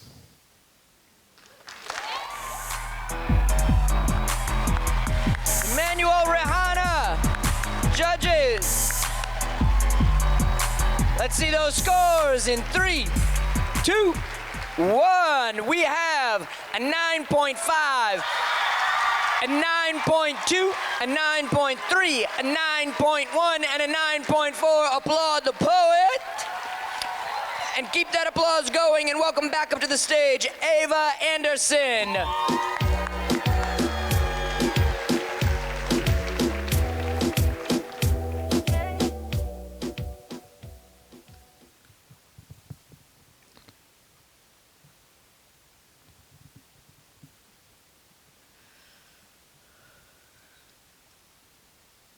I am not good at goodbyes. At all. I know that this will end up hard because people come and go all the time. That's just life. It's not a crime. But I hate that I knew you, and now I don't. So I am not good at goodbyes.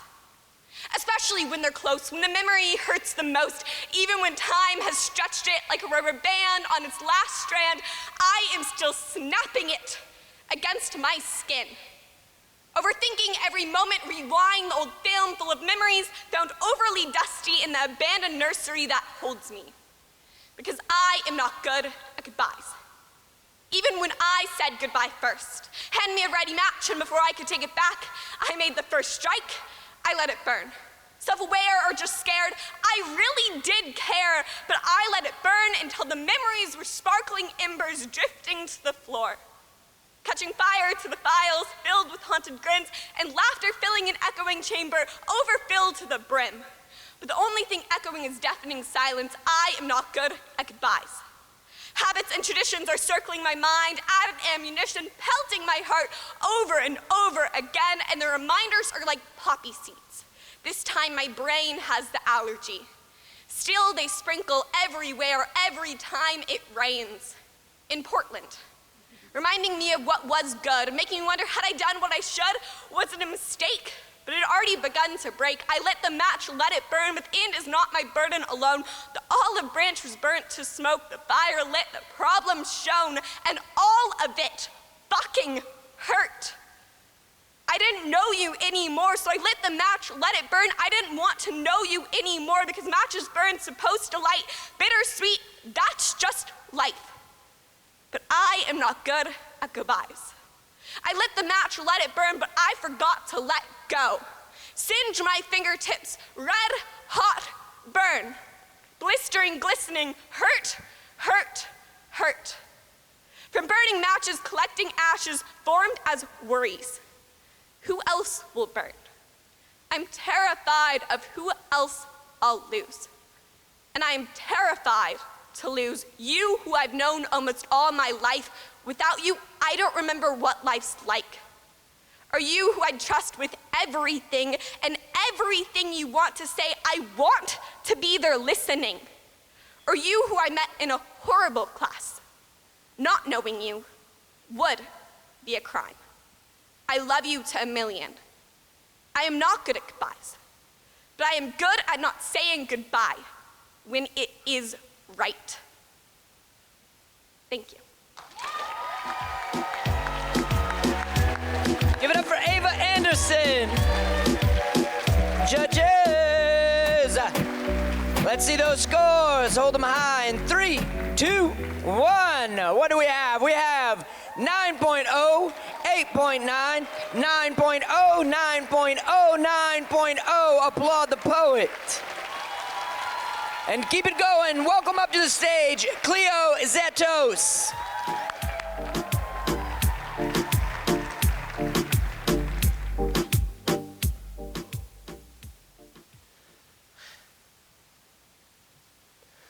Time of death, 1830. Cause of death, respiratory failure. Method of disposition, cremation. Education level, bachelor's degree. Occupation, geologist. Self-designated race, white. What a gross oversimplification of a life lived. He was a fisherman who sat on quiet boats. He relished in the rain and the croak of the toads. He was a father to 2 grown children in a big house off the turnpike with a grand brick facade. He was a comedian, smiling all the time, cracking jokes with his friends late into the star-speckled night. This man had a story and a place he called home. He was a grand personality and somewhat a history tome. He lived in a small town and grew up near there too. He had parents and siblings and a wife. He had cats and dogs. He had a rocking chair where I used to sit with him as he'd comb through my hair. Pronounced dead on February 10th, 2023. Ever in the US Armed Forces? No. Age, as of last birthday, 83. Death occurred in a nursing home. Local registrar's certification of death issued on Valentine's Day. Is this all that the city has to show for the man we all love, for the man that I know? He was life itself in human form. He was goofy and jubilant and walked with a stumble. These are the details that tell us about the life that he lived, but this paper is nothing but the way that he died. It is a sorry excuse for a biography, a flimsy attempt to squeeze a whole person onto a page. Did he check all the boxes? Did he sign all the forms when he was struggling to breathe on massive machines, when he could no longer swallow or stand or hold on to my hand? Was he worried about what this paper would say? Was he scared that this is the only record we would have to remember him by one day? Fee for this certificate, $20. Like a toll paid to the navigator on the river Styx. What a gross oversimplification of the life that he lived.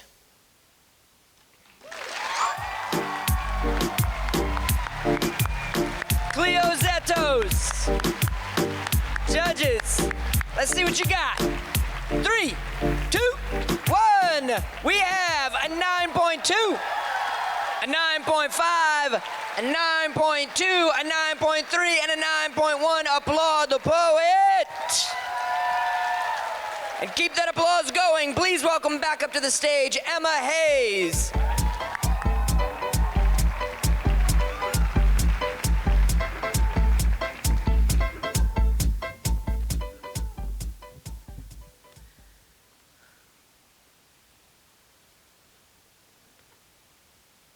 When darkness falls, and with it all distraction. When point and purpose want reassurance, but your answer's still just a fraction. When the balloon keeps on filling and nobody's making it stop. When you're getting tighter and tighter and nobody knows when it'll pop. When the monotonous, homogeneous, pin-pickled gray starts to seep through your cracks and came back to the day. Get up. Get out. Go make yourself look to the one place I always find sanity. When calamity crashes in from every way. Walk out to the stars. Walk into the sky, till it all falls away and you breathe in the night. Look up, because no matter how many times you ask why go on, the stars shine back and answer with the same song. We choose where our hearts are rooted. We choose where our branches reach. We choose how to use our voices, what stories we tell and teach. We can choose to fight through pain and toil, keep living while the seasons turn within. We choose to take our hands into the soil and plant new seeds to re-begin. We can choose to look beyond ourselves, see the beauty in the world, and in doing that, fight its hells. Do not let the sadness lull you into stagnation, but you can choose to act. You can choose to be kind. Those Renaissance men, they studied our flaws, weighed the joy against the pain and said, I'd still rather take it all. To be a god would be perfected bliss, but then you get nowhere to go. The ability to wither means the ability to grow. So, as you have to go back down and return to the daily reality, remember what the stars have shown every time you breathe. Because whatever the tides that pull you different ways, the helplessness or doubt that fights for your brain, when your world seems washed in the paint of pain, when hope starts to fail and despair tries to claim, whatever the demons that derail you every day, even when one of them is you, look up and remember it is also you, and will always be you, who chooses your aim.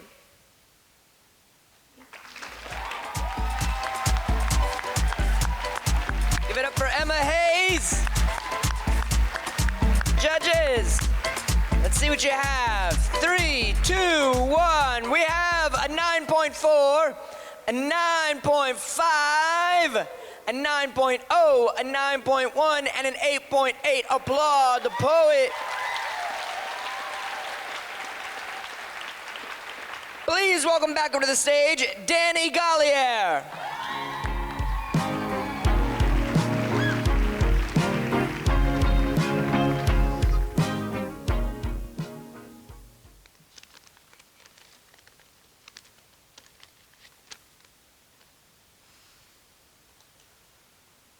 You must have not heard me when I didn't tell you. Over the buzz of the clippers, hair fell to the floor faster than the tears fell from your eyes, and you must have thought I wouldn't notice as the old men in the barbershop stirred, looked up from magazines, old and dusty as they were, watched as you witnessed a death in retrograde, left crying at the foot of a coffin with no body. And you must have not seen when I didn't tell you to look as I wore my pronouns for the first time, proudly like a shield unshatterable. I walked on stilts so high I ran out of oxygen, came crashing down, gasping for air, words wrapped tight around my neck, shouts of she's home. And you must have not heard when I didn't tell you that what I wasn't eating was eating away at me like a sculptor. I made myself smaller to fit into the silhouette of a person I thought I needed to be, weak, stumbling blindly through the labyrinth of my identity, lost like a tourist in this place I used to call home. And by now, it can be assumed that you didn't know when I didn't tell you, and I told my best friend instead. And her parents wrapped me in hugs and words. I closed my eyes, transposed the pitches until they were in a key you could have sang in. Selfish, I let myself drown in the song I didn't let you sing. I've always wondered how musicians do it. Twist the words in a way so they flow out of their mouths, saturated with the burgundy emotion that is the color of everything and nothing all at once. I aspire to twist my words into a burgundy landscape, all the hues telling you the story that I can't tell you. Every time I go to speak, the words wrap tight around my neck. The burgundy in my brain pools red under my tongue, the color of blood. And I would say that you must have not noticed when, but you did. It's been a year now. Pronoun spots left blank on forms. I haven't been your daughter for a few months. Every time you stutter over a she, her, hiding from a they, them, the words wrapping tight around your neck, I look down to see them etched deep into my palms, red, the color of blood. Last night, I was listening to the silence between the words we leave unspoken, ghost notes in an unsung melody. I think that you must not have heard me when I didn't tell you.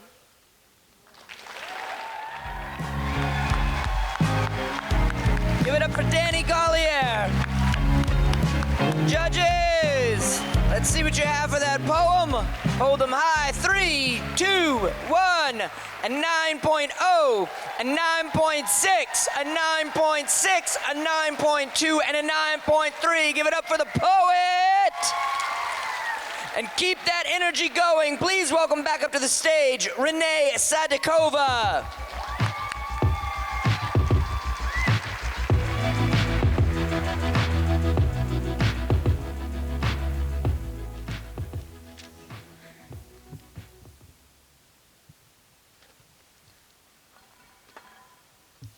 We loved art museums, and our favorite jest was to walk around discreetly, gaze at the painting sweetly, then carelessly make our way to the gift shop and spend let's be honest, most of her time there and create outstandingly cringy jokes with the objects that filled the room. Pointing at the book across the cramped shop and exclaim, "Damn, is that a hardcover, or are you just happy to see me?" Then swiftly turning to the extremely small mugs with the face of Mona Lisa stamped onto them and proclaiming, "Are you a cup of coffee? Because I like you a latte." The room felt like it was protecting our imagination and allowed us to dream in peace. Even though customers were suspecting, we would go on and on till we would get kicked out of the gift shop for causing a bunch of ruckus. We would giggle all the way down the road together, and when I told you this was a lovely day, I meant it that way. The next dawn, I was looking at her favorite painting, but I couldn't feel your clammy hands beside mine. You tried to kill yourself. Our favorite painting at the art museum then started to lose its color. I was all by myself, but this whole time I was looking at the wrong painting. I couldn't see that your world was constantly colorless. I wish I said more yesterday than just silly jokes and puns. I wish you would have come to me like I was your point B than try to pick up that gun.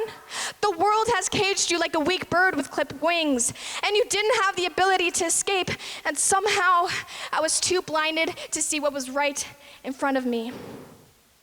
I wish I could have told you, you are the most beautiful masterpiece at the art museum. You are my freedom. And as I started to cry as I walked to the bus stop, it all started to come down on me. It hit me so hard that I could mistake my tears for the pouring rain that filled up my pain. The thought of losing you was like losing the paintbrush that added color to my life. And every day I would tell myself that it was going to be okay, but it was the complete opposite of what I meant. I almost thought you've been ripped out of the pages in the book I wasn't finished reading at the art museum gift shop. So I'm glad that we will have more chances to finish reading the pages, just so I can say, I love you.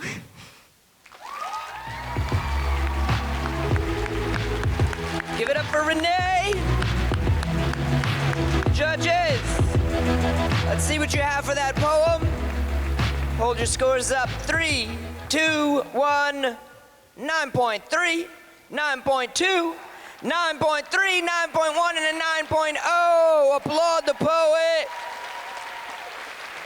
Please welcome back up to the stage the 7th poet in the 2nd round, Bino Roadcap.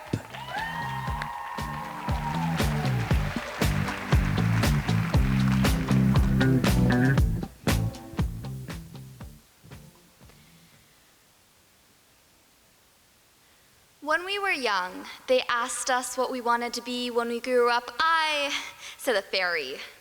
I wanted to spread my wings and touch the sky. I wanted to feel rainbows underneath my palms, for droplets to drip down to my nose, to fly, and always know that I could come home later.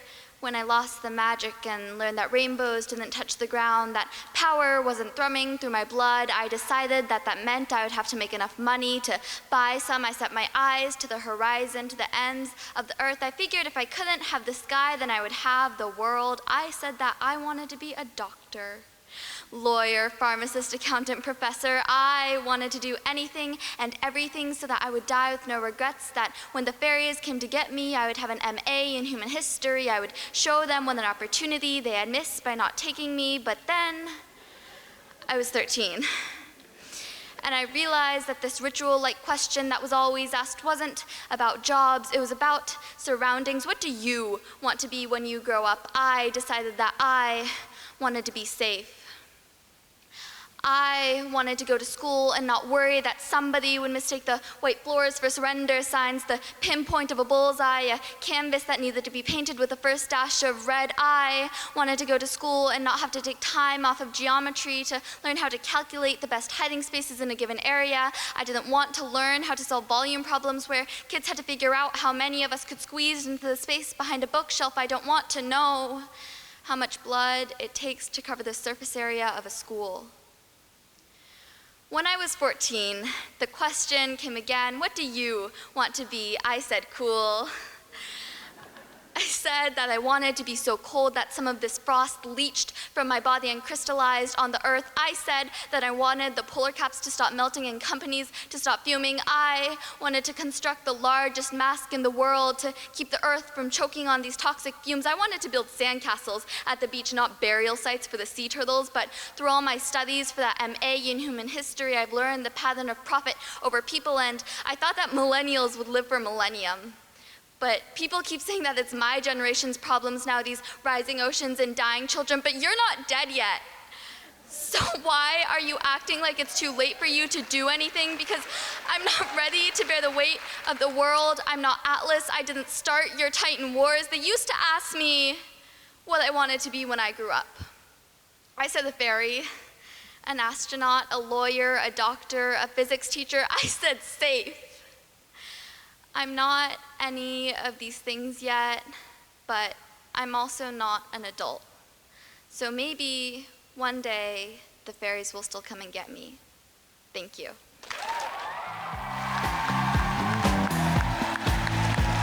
Give it up for Pino Roadcap. Judges, let's see what you got. 3, 2, 1. We have a 9.9, a 9.9, a 9.9, a 9.7, and a 9.6. Applaud the poet. Keep that excitement going and welcome back up to the stage, Princess Fletcher.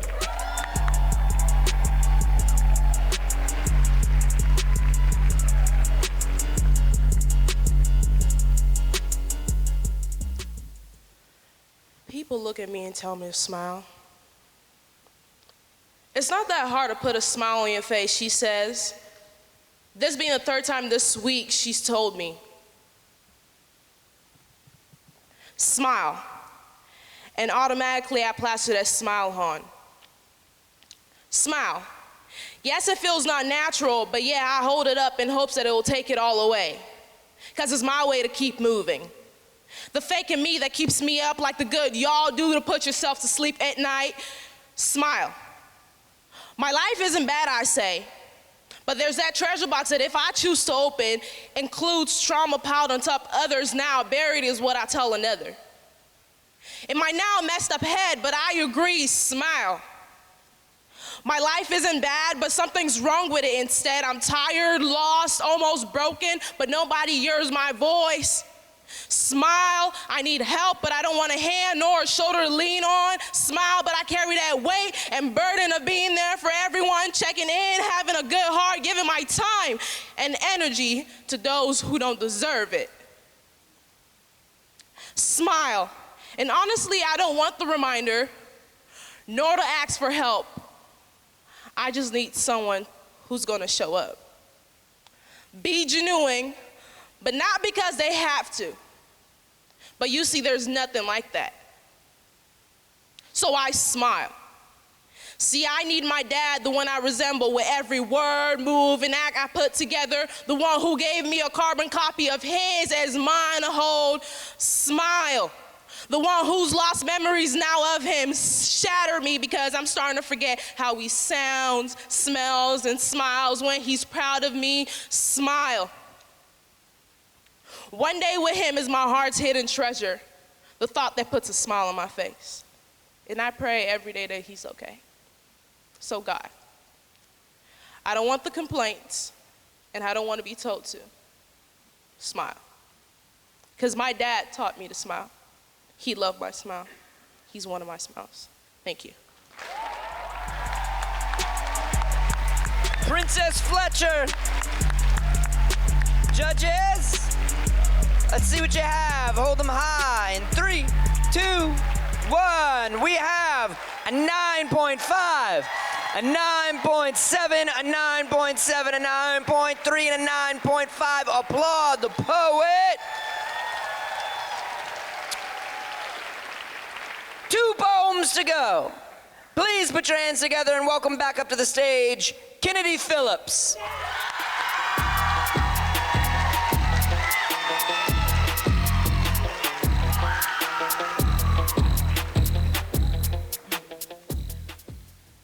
Motherhood, I think sometimes is misunderstood. I often contemplate whether my daughter faces the same fate her own mother can't escape. You see, my grandmother couldn't be a mother. My mother wasn't much of one to my brother, and at times it felt like I was raised by others, and yet still I love her. No one goes above her. She's still my mother, but I'm still scared to become her though, because I know what's been done to her. How everyone seems to shun her, and trust me, I tried to talk to her, but when I open these lips, my tone comes out in a fiery spit, and every word I utter comes with the stutter, and I start to mutter, hoping that if she do hear my words, that my words cut her, that the weight of them crush her, because I know her true color, and maybe all I need to do is hug her. Thinking her embrace can make everything that she's done erase. But like these words in my mouth, her embrace only leaves behind a sour taste. Something that's lingering, longing, looking for some sense of belonging that I can't quite figure out yet or quite yet place. And it's why in this verse I lace a curse. Because I want these words to hurt, because in my mind there's no reason I should have felt left behind. But maybe all I need to do is learn to trust her. Learn to accept her, accept this imperfect version of her so I can reassure I won't become her. But can it wait? Can I sit and wait, hoping I don't break from her mistake for my own sake? I can't seem to shake what was so easy for her to break. All she do is take, making my heart ache, having me lay awake in the middle of the night, hoping to escape. Motherhood must be misunderstood because none of this at all feels too good. I mean, should it? Could it maybe if I withstood it? No, you see, sometimes I think fatherhood is what's misunderstood. I know you had to leave her, but why did you have to leave me in the process? Leaving me to process this nonsense, trying to make it make sense, yet I'm only left tense. No one's left at my line of defense. I'm left in my own immense amount of suspense, and I know this conversation is intense, but why does everything have to be done at my emotional expense? Parenthood isn't misunderstood. Yours just wasn't any good.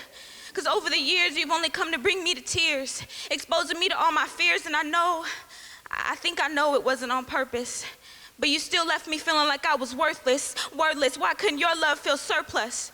And I wish I could reconnect us, protect us, accept. I can't be the one that gets you in check, even if I'm the one that feels the neglect. I shouldn't be the one to interject. And still, you'll always have my respect. And maybe one day we'll look back and recollect, or at least that's just what I expect.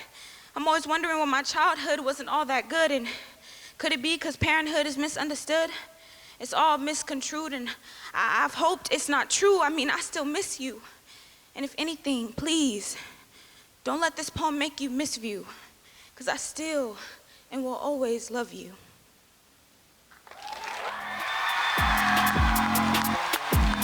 Give it up for Kennedy Phillips. Judges, let's see those scores in 3, 2, 1. We have a 9.7, a 9.9, a 9.6, a 9.4, and a 10. Applaud the poet. And please keep that excitement going for the last poet of the night, Ren Danahy.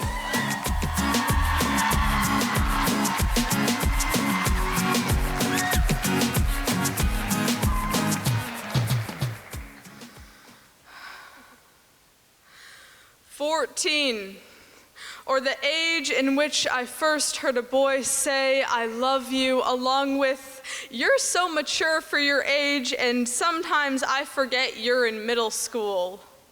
14, when I had lived far less life than you who were quite a bit older than me, but yet not so much so your love counted as pedophilia. You wore that as protection, your Garden of Eden, you to be Adam, I to be Eve. Need I remind you how Genesis ends? 14, when I found safety in your sexualization, when safety is hearing you praise my breasts, my hips, my thighs, the softest parts of me, and with your teeth could tear the hardest. I was too young to fear your bite. 14, when I prayed to the Father, Son, and Holy Ghost that our love would last forever, Jesus said, my child, this is not love unto which that day my faith was renounced. 14, when I took on the role of your mother, your prostitute, your shrink, your pastor, as I breathed my air into your lungs and pumped your heart with cardinal sin, you said, my body was sole purpose for salvation, yet I reap no reward. 14, when in confession I said I was dating the devil, 3 years older than I, my priest told me I had led him on to temptation, yet 7 Hail Marys cannot fix being told to sell your uterus, because Satan doesn't like the feel of latex, and they don't teach you what chlamydia is in hell. 14, when Mother Mary sat me down, had the talk, and Mary taught me how to say, no, but Mama, you never taught me what to do when no wasn't an option, when it's send pics or I'll kill myself and you can't die, because if you die, I die as well. The lives of groomer and victim directly connected by thin gospel word. 14, when the day I attempted the 6th time I came to you crying, my white dove. The first thing you asked was how many fingers I wanted shoved up my pussy, because after all, Jesus was most beautiful spread open on the cross, but my body is not yours to crucify. 4 months of promised fornication, spoken tongues of sexual blasphemy. If you say I asked for it, does that make my body yours to indulge? Yet my mouth and my legs can only crucify so far, and my spine has finally cracked as for once you receive the ends of fire and brimstone, as my no gets to mean no. So when I speak with the tongues of the living and of angels who speak without love, had I nothing at all, for you are no longer my God.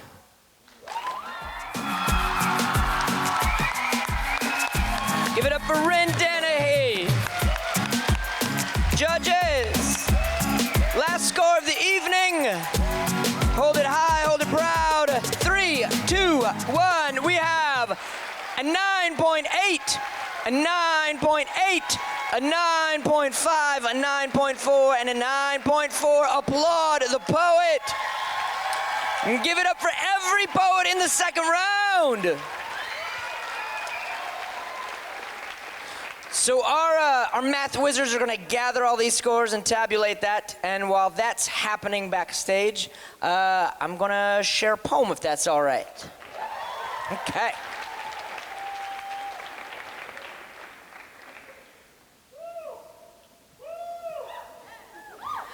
I'll go to this one. This one's got the hotness from all of y'all. Yeah, it's a poem I wrote well, many years before the pandemic, but inside of its arms, it took a little bit of a different shape, but one also that I think is a little bit closer to what the poem is actually about. Come closer. Come into this. Come closer. You are quite the beauty. If no one has ever told you that before, know that. Right now, you are quite the beauty. There is joy in how your mouths dance with your teeth. Your smiles are simply signs of how sacred your life actually is, so step into it. Come closer. Know that whatever God might be, they asked the world around them to help them make something of worth. They woke from dreaming, scraped the soil from spaces stuck somewhere inside themselves, made you and were happy. You make that Lord happy. Come into this. Come closer. Know that whatever God might be, just as soft, just as holy as our own selves. Our feet are dancing to bring us closer to home. You are almost home. Come just a little bit closer. There are birds beating their wings beneath your breastplates. Gentle sparrows that ache to sing. Come aching hearts. Come soldiers of joy, doormen of truth. Know that my heart was too big for my body, so I let it go. And most days this world thins me to where I'm just another cloud, forgetting another flock of swans, having shaved off so many of my corners that I have felt at home only in the shape of a ball, bending myself so far backwards that the song of my mother believed I was returning home. But believe me when I tell you that somehow my soul still manages to squeeze itself into very narrow spaces. Place your hands beneath your head when you sleep tonight. Perhaps you will find it there. Making beauty as we sleep, making beauty as we dream, making beauty as we turn over. When we turn over in the ground, may the ghosts that we've asked our answers of do that turning, kneading us into crumbs of light and into this thing-loved thing called life. Come into it, come, you wooden museums, gentle tigers, little giants. I see teacups upside down, glowing across your grins. Your hearts are like my hands. Some days all they do is tremble. I am just like you. I am just like you. I too at times am filled with so much fear, but like a hallway must find the strength to walk through it, walk through this with me, through this church of blood, bone, and muscle that is ours. There is a doorknob that glows like chance before you. Grab it, turn and pull, step through, back straight, chin up, eyes open, hearts loud. Walk through this with me. Walk through this with me. Thank you.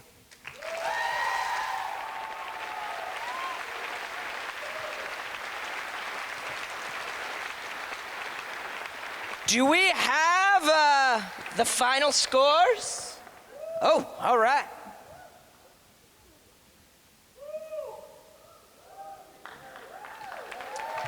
Fantastic. All right. Again, before I read these off, a round of applause for every poet who graced this stage tonight.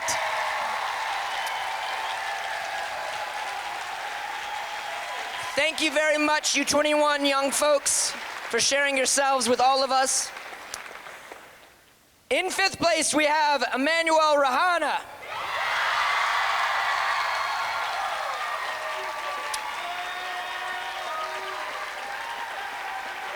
In 4th place, Danny Gallier.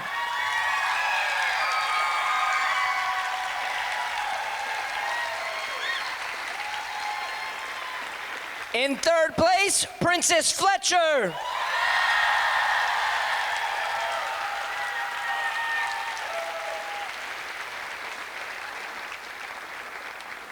In 2nd place, Beano Roadcap.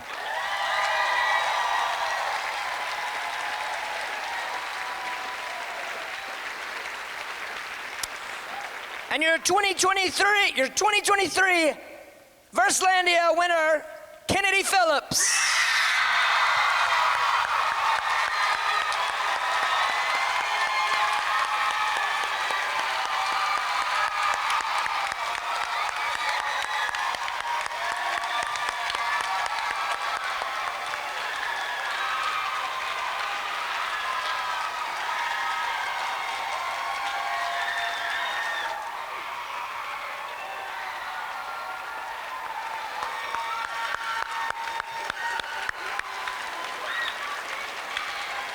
Thank you all so very much for coming out and joining tonight. Thank you to the judges.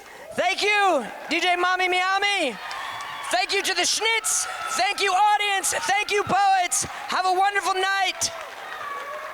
Be gentle with yourselves. I do my hair toss, check my nails. Baby, how you feeling? Hair toss, check my nails. Baby, how you feeling? Woo, child, tired of the foolish. Gone, dust your shoulders off. Keep it moving, yes, Lord. Step into some new kicks. In there, swimwear, going to the pool quick. Come now, come dry your eyes. You know you a star, you can touch the sky. I know that it's hard, but you have to try. If you need advice, let me simplify. If he don't love you anymore, just walk your fine self out the door. I do my hair toss, check my nails. Baby, how you feeling? Hair toss, check my nails. Baby, how you feeling? Feeling good as hell. Baby, how you feeling? Need to kick off your shoes. Gotta take a deep breath, time to focus on you. All the big fights, long nights that you've been through. I got a bottle of tequila I've been saving for you.